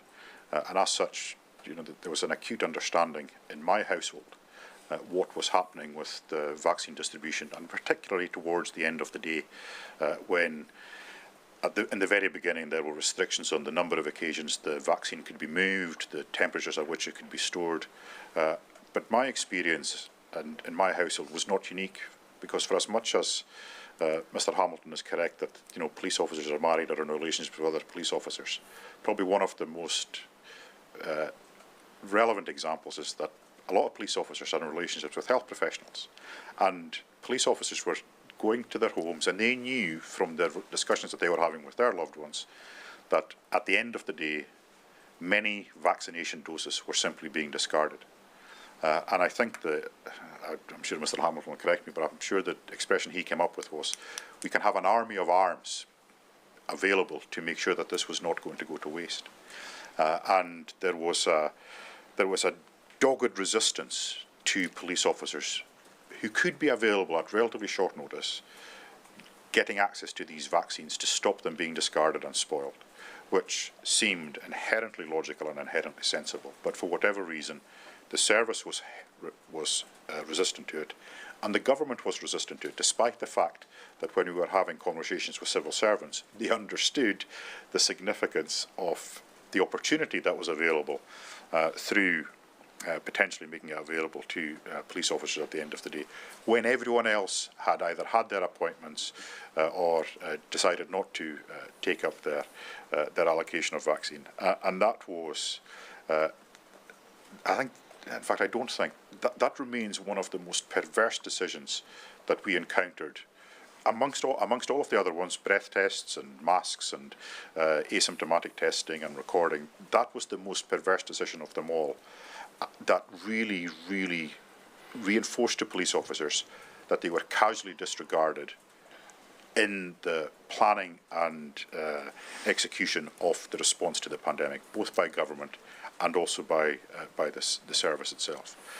It had a really, really damaging impact on the confidence of police officers in the willingness of the institutions of the state, including their employer, the Chief Constable, to look after them. Was there any indication given to SPF as to why there was resistance? I can't recall specifically. Do you have it here? Optics. Yeah, I think that was the word that was used for me. It's bad optics. Doesn't look good. Was that situation resolved ultimately? No. No is the short answer to that. I mean, there were some good local arrangements, as is often the case, where some of the more remote satellite areas that were dealing with vaccinations had good working relationships on a daily basis with their police officers, and they were able to get in and get their vaccination in spite of the resistance that was being put in place, rather than because of a willingness to make it happen. But at the big centres, I think the Louisa Jordan is probably the most the most stark. Police officers were actually banned from the site, and end-of-day vaccines were going to on-site personnel, including some of the examples that Mr. Hamilton gave a few moments ago, including security guards. But there was also the incoherence that health workers who were working exclusively for home were prioritised for vaccination over frontline workers in other areas of the public services, not just police officers. So there was a real disjoin in the logic as to who was being given the vaccination, given the environments in which they were working in. And for all of the reasons that we've rehearsed during the course of the past, coming up for an hour and a half now, it just seemed incredibly naive to not put police officers very close to the front of the queue for getting the end-of-day stuff. We weren't saying we should have been prioritised beyond that, not least because the vulnerable, the elderly, the infirm, those that were shielding were very obviously the candidates to get the vaccination first. But for stuff that was being otherwise wasted, discarded, cast in the bin, the fact that there were policy decisions taken to allow that to happen, I think is frankly inexcusable. Thank you. We have literally 1 minute left. I'm going to ask you now if there's anything that you're dying to tell His Lordship in terms of any particular lessons. Perhaps, Mr Hamilton, I could come to you first. Certainly, I think I would go back to this, the thread that runs through this thing for me is the lack of respect that was given to police officers at the very beginning. A misunderstanding of their role, their function, the challenges, the risks, and the expectations of the public. Had that been considered properly, had people listened to our pleas of categorisation, I think that would have solved a lot of the problems that thereafter happened. But because we were constantly going back and having to argue our position on the things that would otherwise have been avoidable, I think we became a pain in the backside, frankly, to government. And I think that's something that is deeply regrettable, that became personal in that way, because we were trying to do our best for our members were trying to do the best for the public. And I don't regret, and I choose this word carefully, it was a betrayal that was felt by police officers, the way they were treated with that. And I still, recounting this evidence, it still makes me quite angry when I think back to what they gave up and what their families gave up to have been treated the way they were and not given the support they required. And that could have been fixed straight away by giving the proper prioritisation in the way that all previous pandemic plans had been set out and in which they had that protection of. Mr Jones, have you anything you'd like to add to that? The only thing I would say is the lack of preparation. So what have we learned from COVID-19? Have we got something in the locker ready for the next pandemic that's going to come on the line, according to the scientists? I'd like to think that the UK Police Service has learned something, but if you're asked that question of police services around the UK, what PPE do you have in the store locker if something should happen, and how do you deal with that? And have a greater realisation of we have to make sure that we have the best level of protection across the services in the public sector, not just health. Thank you. And finally, Mr Steele. Yeah, I mean, I agree, as I'm sure you'd expect, substantially with my two colleagues. The other thing that I would add, so as not to repeat, is that, and I'm sure that this is probably not unique to the police service, but the absence of proper decision-making and recording, not just what the decision was, but rationale and minutes, I think has not served anyone well. It's certainly not going to make it easier for future pandemic planning to have an absence of rationale on what the considerations were, for decisions that were taken within the police service. And I think I want to conclude by saying that, I believe that the police service that was delivered to the public was pretty exceptional over that period of time, despite the difficulties that Mr Hamilton and Mr Jones and myself have highlighted today on what was taking place internally. But the service absolutely, perhaps absolutely is too strong, the service substantially absolved itself of its health and safety responsibilities towards police officers, and that has been a very, very sore lesson for our members and has damaged trust and confidence in the institution of policing internally in a way that I don't think the service properly understands to this day. Thank you. Lord, I have no further questions unless your Lordship has anything to add. Thank you, Mr. No, I'm fine. Thank you, all gentlemen. That was very powerful evidence. I'm very grateful. 11:45. All right.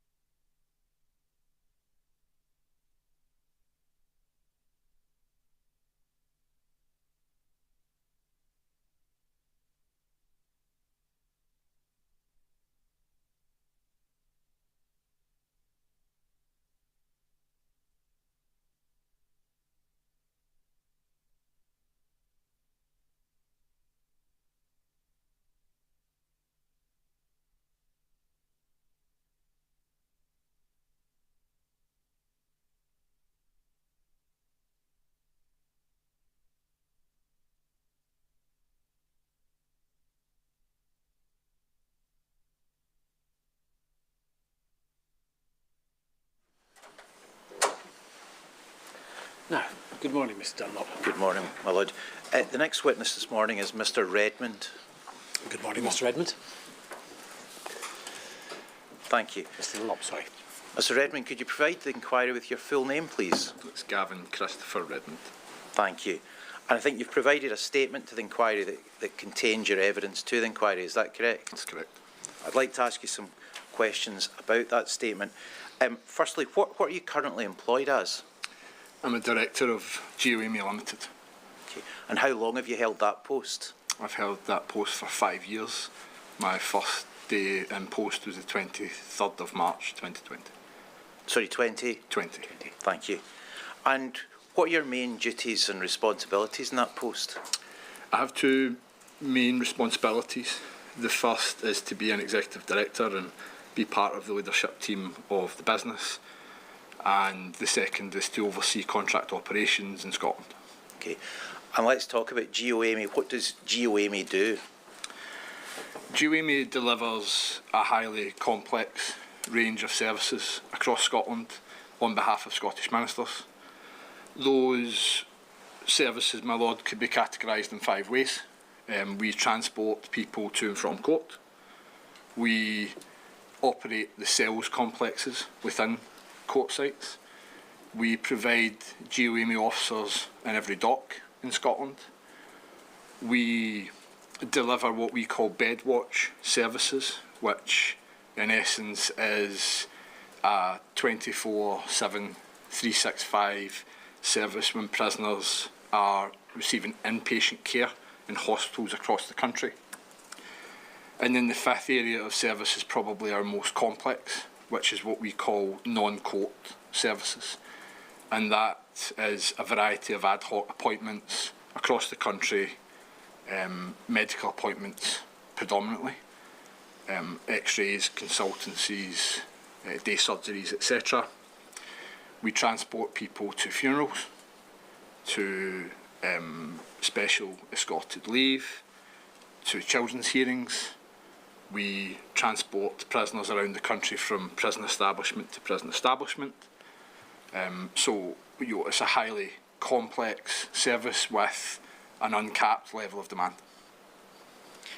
And a couple of times there when you were giving your evidence, you said we transport people. Are those people, are they principally prisoners or people on remand? Is that? They are prisoners or the accused, Mr. Dunlop. Thank you.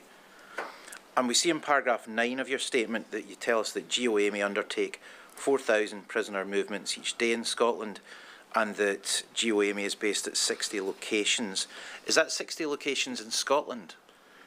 It's 60 locations in Scotland, Mr. Dunlop, and it's approximately 4,000 movements per week. Sorry, did I say per day? Sorry.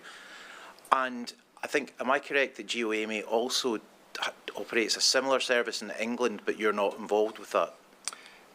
We operate in England and Wales and in other jurisdictions. I don't oversee contract operations, but that's a fundamental part of our business. Thank you. And you tell us in paragraph 10 that the business is self-funding and is a corporate entity. That's correct. And you go on to tell us at paragraph 13 that there are 775 operational staff, the majority of whom are involved in transporting and escorting prisoners and performing court and hospital watching services. That's correct.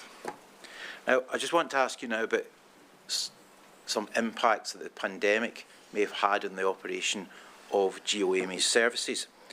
And you tell us in paragraph 15 of your statement about the recruitment drive in late 2019 into early 2020 for 100 new officers.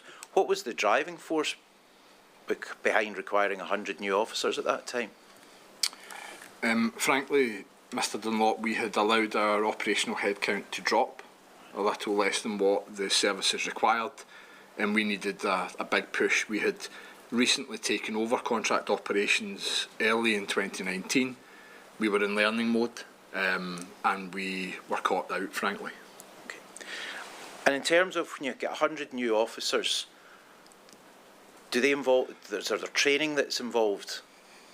Yeah, so every officer prior to them being operational they are required to conduct at least 6 weeks of a training course, and they are obviously highly vetted based on the role that they have, so that vetting process can take quite a period of time as well. So prior to the pandemic, we would usually see a recruitment life cycle of about 13 weeks from when we offered an officer the opportunity and when they became operational. That changed in the pandemic. And is the training in person? It is classroom-based training, yeah. So how would you deliver that training, or how did you deliver that training during the pandemic? It was very challenging. We couldn't deliver our ITC, our initial training course, I beg your pardon, for the first 9 months of the pandemic because of the social distancing restrictions. So that was very difficult because we couldn't recruit for the people who were leaving the business. And I think, and we'll come on to this because I'll essentially go through your statement as it's drafted, but I think what we'll come on to read is that a number of officers were off during the pandemic. You had more people off than you would normally have as well. At its peak, Mr Dunlop, we had 27% of the operational workforce absent due to COVID-19. For what reasons? A mixture of shielding, self-isolation and people who had contracted the virus itself. Okay, thank you. Now you go on in paragraph 14 of your statement that GEOAmey took the decision not to make anyone redundant as a result of the pandemic, and you also go on to say in paragraph 16 that no staff were furloughed. Can you explain to me why no staff were furloughed, the reason for that? We thought it was very important to make sure that that didn't happen, my Lord. That was something we embarked on as a provider. Rather, we wanted to make sure that our people were looked after during what was a very difficult time. We were able to enter negotiations with the Scottish Prison Service as the lead contract management agency, and they had similar motivations. So between both parties we were able to come to an agreement that prevented anyone from being made redundant or furloughed. Thank you. Now, I want to ask you now about how the operational role changed during the pandemic, and it may be helpful perhaps before we do that if we set out, or if you help me set out, what, in terms of the staff in Scotland, we're going to talk about the operational people, the people who do the actual transport, the movement of the prisoners between courts, hospitals, prisons and so forth. There's also, within your statement, there's reference to the control room. Yeah. And there's also reference to just office staff. Now, is that three separate kind of categories of staff? Is that a fair way to look at it? That's correct. You have operational members of the team who, if I may, are prisoner-facing. They provide prisoner-facing roles. We have central services that contribute to the running of the business.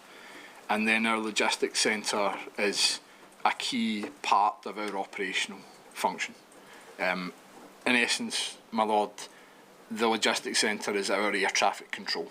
They coordinate activities, they plan activities, and they contribute heavily to the execution of the plan over the course of the day.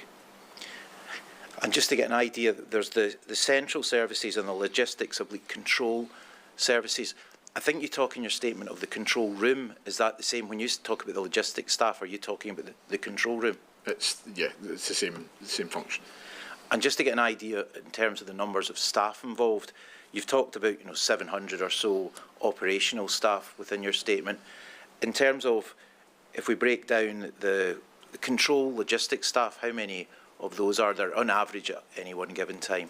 There are 40 people within that function.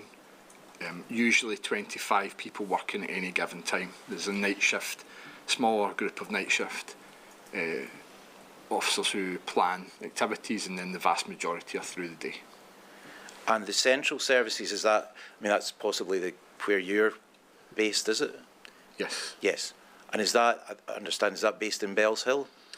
There is a small residual group of people based in Bells Hill, and the vast majority of central services for the business are based in Manchester. So there are shared administrative services between England and Scotland? That's correct. Thank you. Now, in terms of just dealing firstly with the hospital bed watch, and I wonder, it may be self-evident, but what does hospital bed watch involve for an operational officer? It involves intensive time at the side of the bed. More often than not, handcuffed to the accused, the prisoner. The operational officers will escort the prisoner to different parts of the hospital as required, and they will remain with the prisoner at all times. That's a minimum of 2 officers at all times. In terms of the operational officers being handcuffed, if you like, or in the close vicinity of a prisoner or an accused who's within hospital to get treatment, how did that impact on the mental health of your officers? It was very challenging. So from the outset of the pandemic, GEOAmey officers were interacting directly with people who were either suspected of having COVID-19 or who did have COVID-19. So that was a very challenging time for those officers.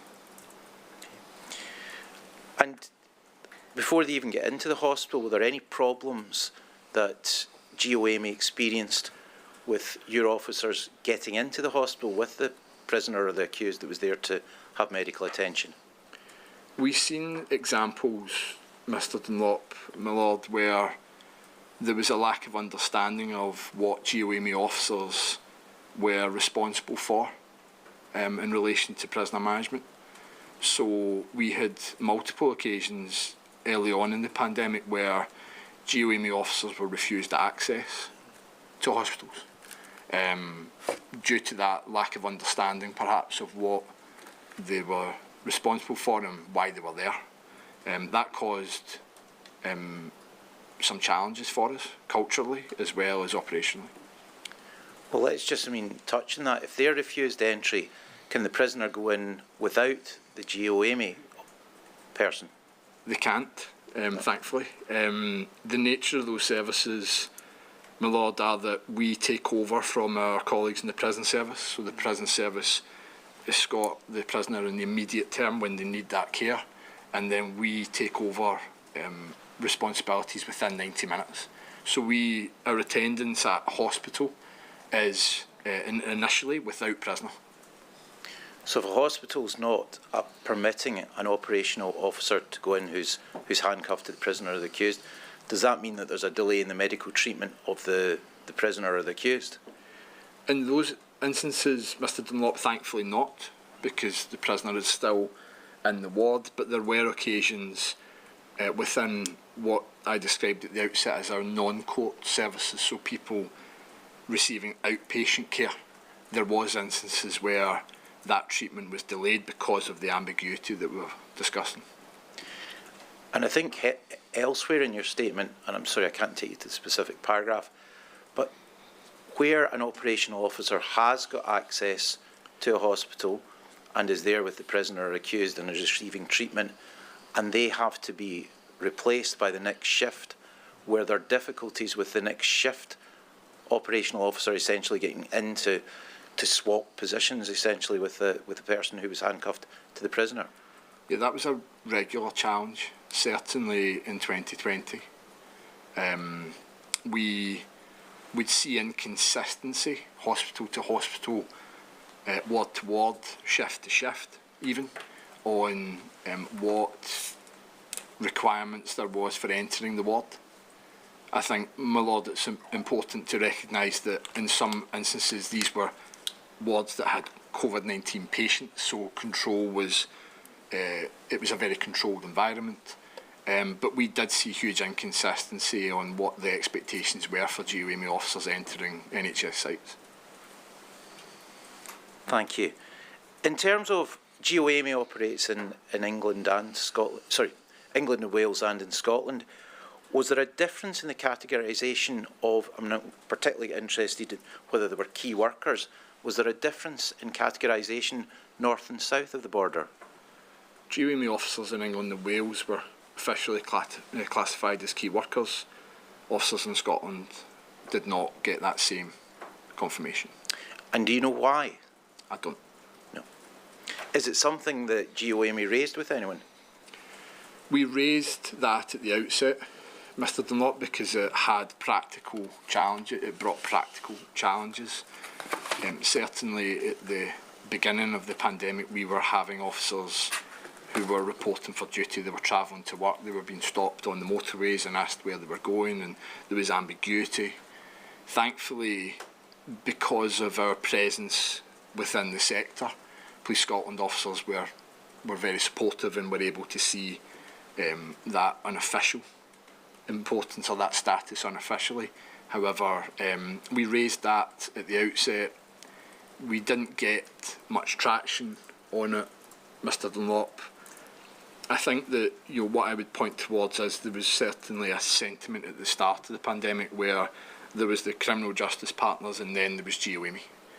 And the approach to the key worker status was similar with PPE, or perhaps with the development of some of the standard operating procedures and policies that were coming out of the pandemic. It might be helpful, I'm not going to ask you anything that's commercially sensitive, but it might be helpful just to know when we talk about the justice partners in GEOAmey, there's a contract obviously to move the prisoners and the accused about. Who are the parties to that contract? The criminal justice partners are made up of 4 organisations.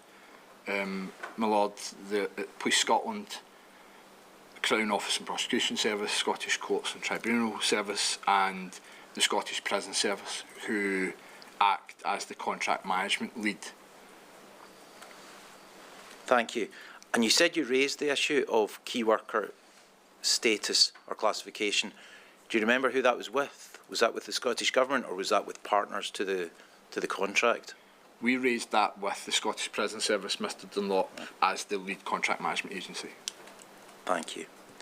Now I want to ask you a few questions about the transportation of prisoners, particularly between police stations and or prisons and the courts.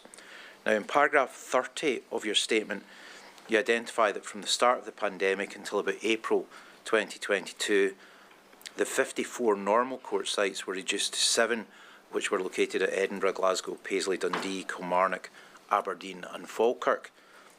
What effect did that have on the provision of services where you were normally going about between 54 and it was reduced to 7? Did that make the job easier or harder? Both, if I may, my Lord. I think that the introduction of hub courts is one of the fantastic and very innovative pieces that was done by partners at the outset of the pandemic.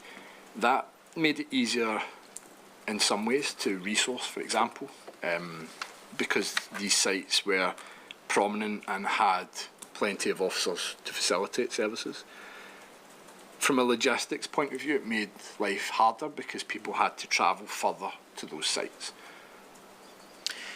And if people are travelling further, so maybe I don't understand, but you've got a number of vehicles, I don't know how many vehicles there are for transporting, hundreds maybe, dozens? Somewhere in the region of 150. 150. And do you normally have one prisoner per van? No, we have multiple prisoners Right. in our vehicles. We have a small number of vehicles that facilitate single prisoners, but the vast majority of vehicles service 3, 4, 6, 10, 14 prisoners. Well, perhaps maybe just before I ask you a question, maybe that's an opportunity to ask. What effect did, normally pre-COVID, pre-pandemic, there would have been a number of prisoners in the van, perhaps going a short distance. Post the pandemic kicks in, it reduces from 54 courts to 7. You're perhaps travelling longer distances. Have you still got the same number of prisoners in the van or less? It changed at different parts of the pandemic, my Lord. So at the outset of the pandemic, almost every prisoner who was within a SPS prison stopped moving to court. That was at the very outset. So we only moved people who were coming from police stations. Those movements tend to be high volume, and that was at the outset of the pandemic. As things started to get up to speed, it was often the case that we had large capacity vehicles moving single prisoners. If there's less sites, so if there's less courts open, were there enough cells to accommodate the people that you were bringing into the courts? That was a huge operational challenge, my lord. We had regular instances on a daily basis where the number of prisoners scheduled to attend court exceeded the number of cells at the courtroom. And what was the solution, if there was a solution? Well, our operating model prior to the pandemic would be to move all prisoners to court by 09:30. We had to adapt that operating model and move as many prisoners as we could for court proceedings that day. And as cells became available, we would return to the starting location and we bring the residual number of people back into the courtroom. But what that did was it extended the operating day quite significantly. And when you say extended the operating day, is that consequence for operational officers having to work longer hours, or what's the actual impact? The court sat for longer, primarily in Edinburgh, Glasgow and Dundee. And the operating day, as a result, was much longer for operational officers. If I may, my lord, I think that one of the positives that came out of the pandemic was that what I've just described about cell capacities and the social distancing between prisoners within cells, the pandemic changed our approach to that within the industry. So historically within the industry, 3, 4, 5 prisoners would be in the same cell. That has changed post-pandemic, and I think that's to the benefit of those who are in custody and the care and welfare standards that we have. Thank you. Now, we've talked about some of the operational staff. I want to go back again to the control room staff, and I think you've discussed the control room and told us what it does. In terms of, and jumping forward to paragraph 53 of your statement, were there points when the control room essentially had to close down? It's experiences that I don't fondly remember. Mr. Dunlop, we had 3 instances where the entirety of our planning team were instructed to self-isolate. So we lost that business intelligence 3 times at very, very short notice. And as I understand correctly, the control room essentially, I think you said it was a bit like air traffic control, I think that essentially monitors vehicle movements and tells the vehicles where to go. If they're all self-isolating, were they working from home, or how is that task undertaken? They couldn't work from home.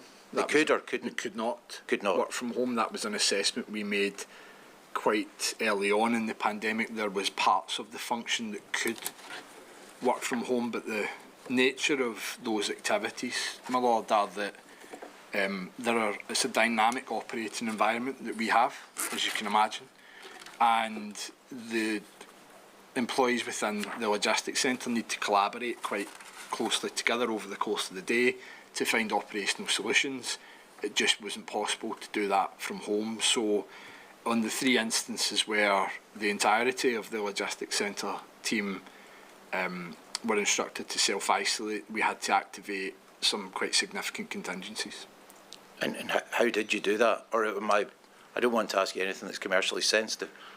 The first instance we had to find a way, which was quite difficult. It involved our head of logistics who had COVID-19 planning at night from home.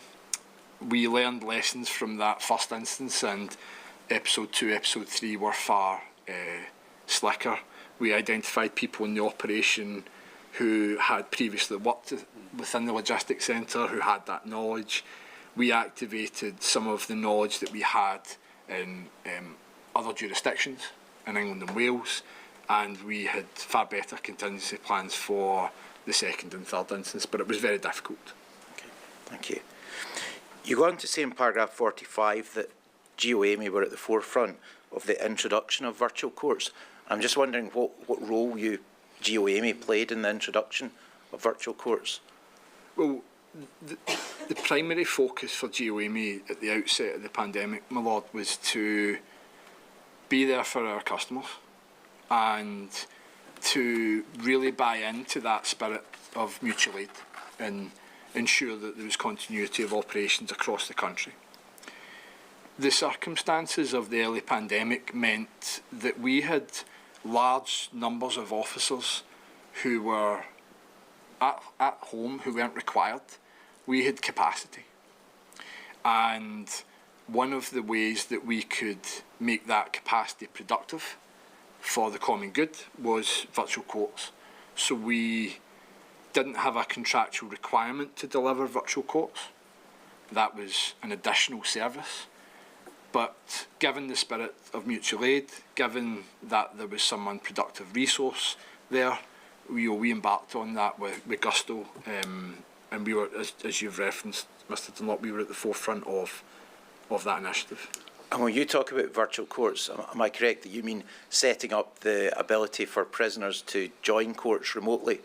Is that what you, or am I misunderstanding it? Not at all. So there was two different virtual court models operating. One was prison-based, which GEOAmey were not involved in. SPS facilitated those. And the other was people who were scheduled to attend custody courts, who were housed in various police stations across the country, and we were looking to reduce the transport requirements. That's where GEOAmey played their part. You indicate in paragraph 47 of your statement that you found virtual courts to be inefficient. I'm just wondering in what respects you found them to be inefficient. My lord, virtual courts was and remains a fantastic concept. It became an operational nightmare for GEOAmey. There was never a consistent approach. So sheriffdom to sheriffdom, the model changed. That was difficult to meet those expectations. They were often scheduled for late in the court operational day, so after 3 p.m. What that meant was that the operational day for GEOAmey went into the evening. And we really struggled at times to get traction on that consistent model. Various organisations looking for different things. And if I may, my lord, I referenced at the outset that virtual courts was not a contractual requirement, that was not part of those 5 services that we were contracted to deliver. And what we found was, over time, as courts started to open back up, as activity started to increase, that the ongoing facilitation from GEOAmey of virtual courts was affecting the performance and our contractual requirements, those 5 points that I set out at the outset. So the relationship between provision of virtual courts by GEOAmey and actually delivery of contracted services became a huge, huge challenge for a long period of time. And I think you talk within your statement that under the contract, I mean, GEOAmey was fined millions of pounds. I say fined in terms of it was a contractual provision that you found. During the pandemic, we paid penalties of £3.2 million. And the reason for that was? The operating requirements changed. The pandemic changed the operating requirements. The contract didn't change with them.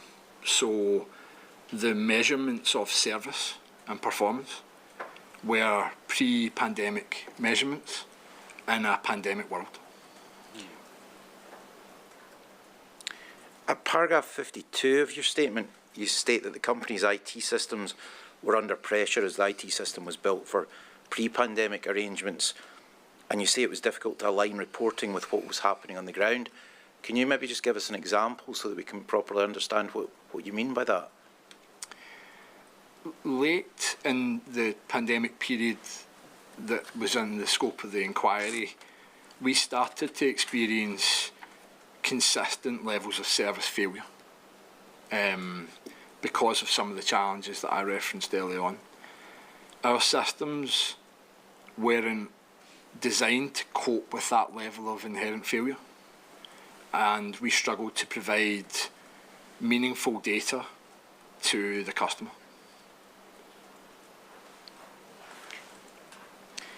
You go on to tell us at paragraph 53 and at 55 that you lost access to 190 operational officers at the same time, and they were all self-isolating.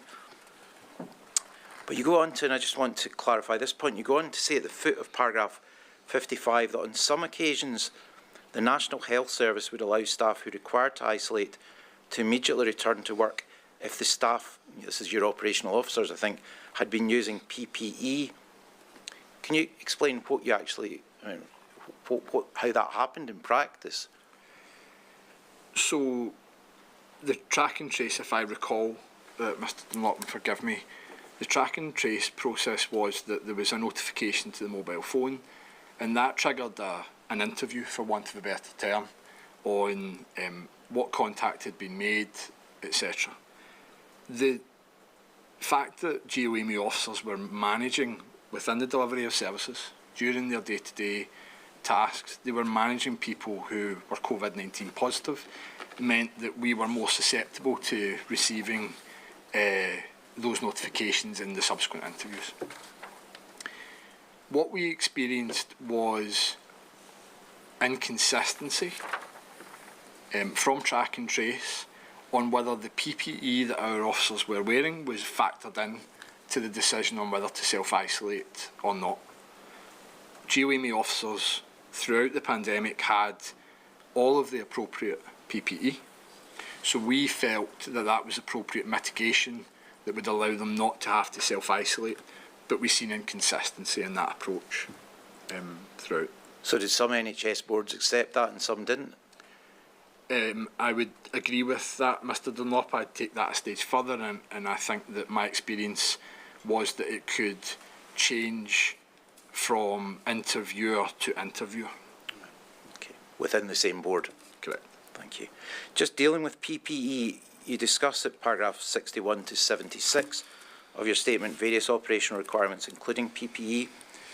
We see that you say that you were never GEOAmey were never provided with any PPE from public sources despite requiring to provide PPE to prisoners, and that this was raised with the Scottish Prison Service. What did the Scottish Prison Service say? GEOAmey was no different from any other organisation in that PPE was incredibly difficult to procure. We did a fantastic job of making sure that despite those circumstances, despite that lack of access to the public sector procurement networks and supply chains, we ensured that all of our employees had the necessary PPE throughout the pandemic. At that early stage, my lord, PPE, and forgive my terminology, it was like liquid gold. People were very protective of it for good reason, because a lack of PPE meant that organisations couldn't operate. SPS were no different, so our requests for support were rebuked because SPS itself was having similar challenges procuring the necessary PPE that it needed to operate services. Dealing with masks, PPE, you say in paragraph 62 that there was uncertainty about the fitness for purpose of masks and that GEOAmey had the masks that you were using tested. I suppose I just want to ask two questions. What do you mean by fitness for purpose, and then can you tell us what testing was undertaken? So this particular example, my lord, was isolated. We procured, as you can imagine, a huge, vast amounts of PPE. They came with, always came with certification and the appropriate documentation. We experienced one issue. By this point, we are well into 2020, may even have been in 2021, where we were able to access PPE from one of our suppliers that the SPS were looking to procure similar. So we were able, we bought PPE and allowed it to be shared with SPS. There was some ambiguity at the SPS end on that certification for those particular masks. We sought third-party guidance and third-party testing, and that ambiguity was cleared up quite quickly. Okay. And in terms of, you go on to say that there was uncertainty as to what type of PPE GEOAmey staff should be wearing, and that the PPE requirements varied depending on where a particular hospital was located. So am I correct that certain health boards were applying different rules from other health boards in terms of the PPE that had to be worn by GEOAmey staff? That was our experience, Mr. Dunlop, yes.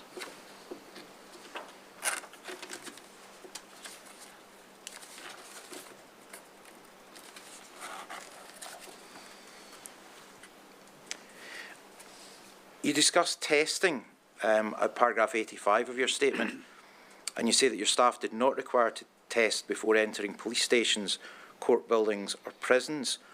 What about hospitals? Were hospitals insisting that they tested? No. Okay. Were there any testing requirements for the operational staff? There was no prerequisite, either from GEOAmey or from any of our partner agencies, to have a positive test to deliver services. Can I ask, in terms of the guidance issued by the Scottish Government, in terms of PPE and shielding, well, let's deal with PPE first.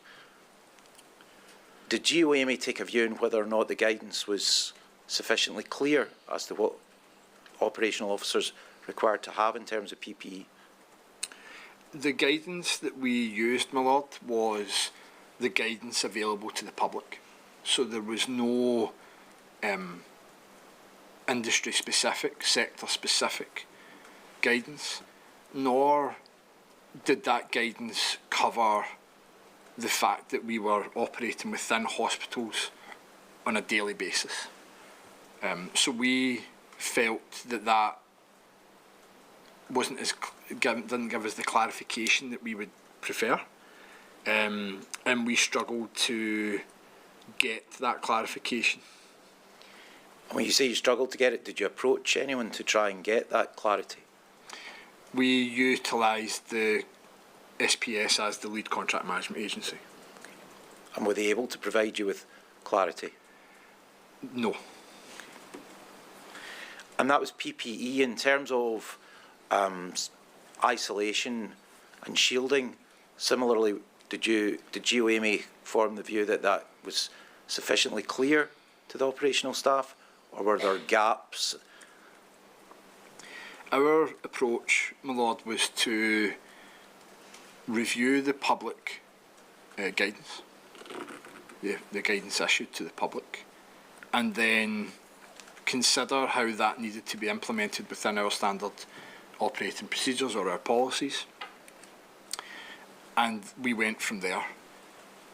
Where we encountered challenges was that the same policy was being interpreted, or guidance rather, was being interpreted in a different way by each of the organisations that we were working with, whether that be Police Scotland, the Prison Service, Scottish Courts or NHS. So that difference in approach and the inconsistency led to some challenges for us. And by some challenges, can you give us any examples? GEOAmey officers being refused access to hospitals, as I referenced earlier on. GEOAmey officers being refused access to some police stations and prisons for similar reasons. It certainly in the early part of the pandemic that caused some quite significant issues. And you tell us in paragraph 73 of your statement that there was no priority for GEOAmey staff in terms of testing or vaccination. Had there been priority, would that have made a difference to how you delivered your services? I think that clarity would have been very important, my lord. So as I referenced at the outset, GEOAmey officers were managing people who were COVID-19 positive from the outset. So, as far as I'm concerned, those who were exposed to the virus should have been prioritised for vaccinations, and there's no question that GEOAmey officers managing people who had COVID-19 or people who were suspected of having COVID-19 in hospital wards should have had that prioritisation. In the final chapter of your statement, you deal with the various lessons to be learned. And I've noted that these include a communication link between the Scottish Government and GEOAmey. You mentioned that at paragraphs 80 and 96. Had such a channel of communication existed between the Scottish Government and GEOAmey, what do you say would have been the benefits? What would have been different? The lack of that, if I answer it in a slightly different way, my Lord, forgive me, there was a constant state of ambiguity.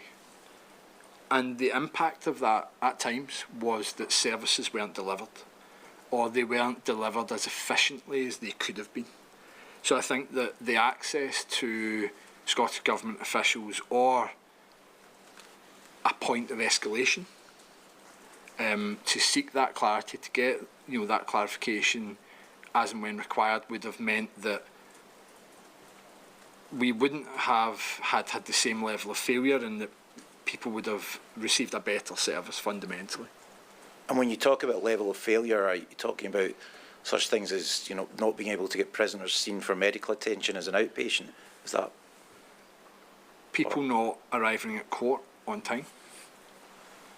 People not receiving the medical attention that they needed because of access not being granted?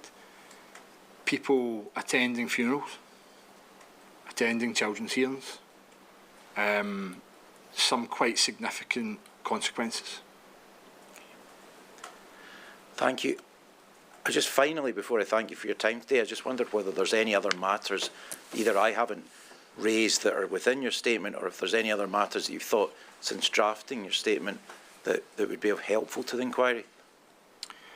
My Lord, I think one of the biggest learnings that our organisation took from the pandemic was that we should have a better understanding of who delivers public services.